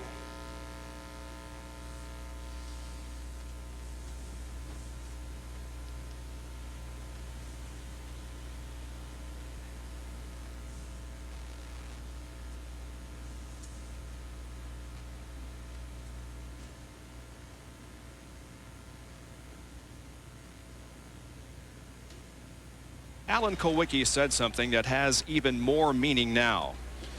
Alan said, quote, "There'll be another day when we'll be better." We'll be back in just a moment. Mark Brooks, Dan Duncan, and Charles Campbell. At the Winston Cup banquet last December, we put together a special tribute to Alan for winning the championship. And now that his last race is over, we feel it appropriate to repeat it. The song is one of Alan's favorites, and the words fit his life so well. My Way. Let us also remember in the next few minutes the 3 other victims of the crash. The transporter that carried Alan's car has made its final lap, and the checkered flag has fallen for the final time. It has returned to Charlotte, North Carolina, finding an outpouring of sympathy from race fans and loved ones. As long as racing continues and as long as men seek and find the American dream, we will always remember Alan Kulwicki. He's a true champion. We want to dedicate this race to Alan in the memory of him and all he accomplished, and to others like him.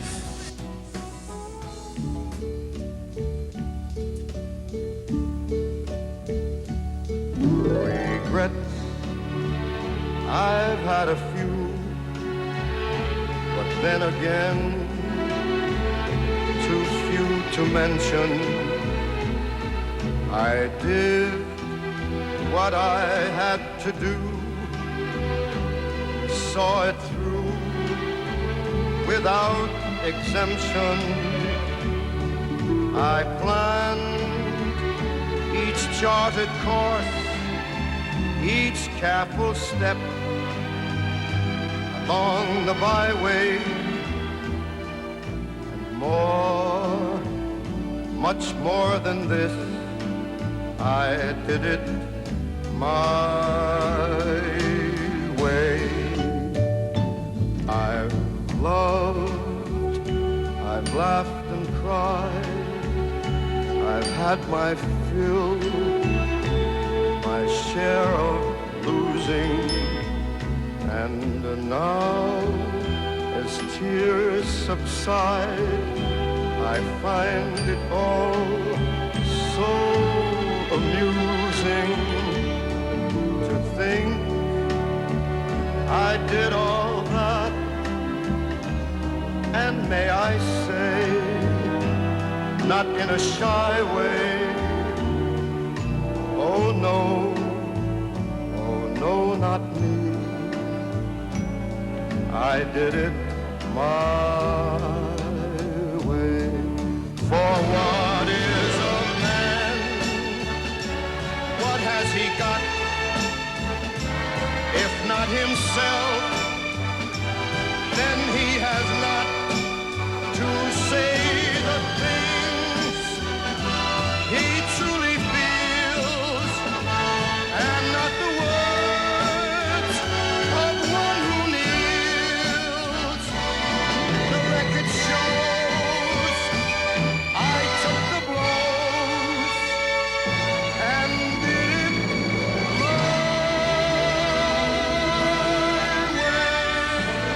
Some things are a matter of principle. I felt like I would have always been second-guessing myself. I would have wondered, well, could I have done what we did today on my own? That was something it was a dream I wasn't ready to give up on yet. I stuck with it a little bit longer, and eventually it came true. Yes, it was my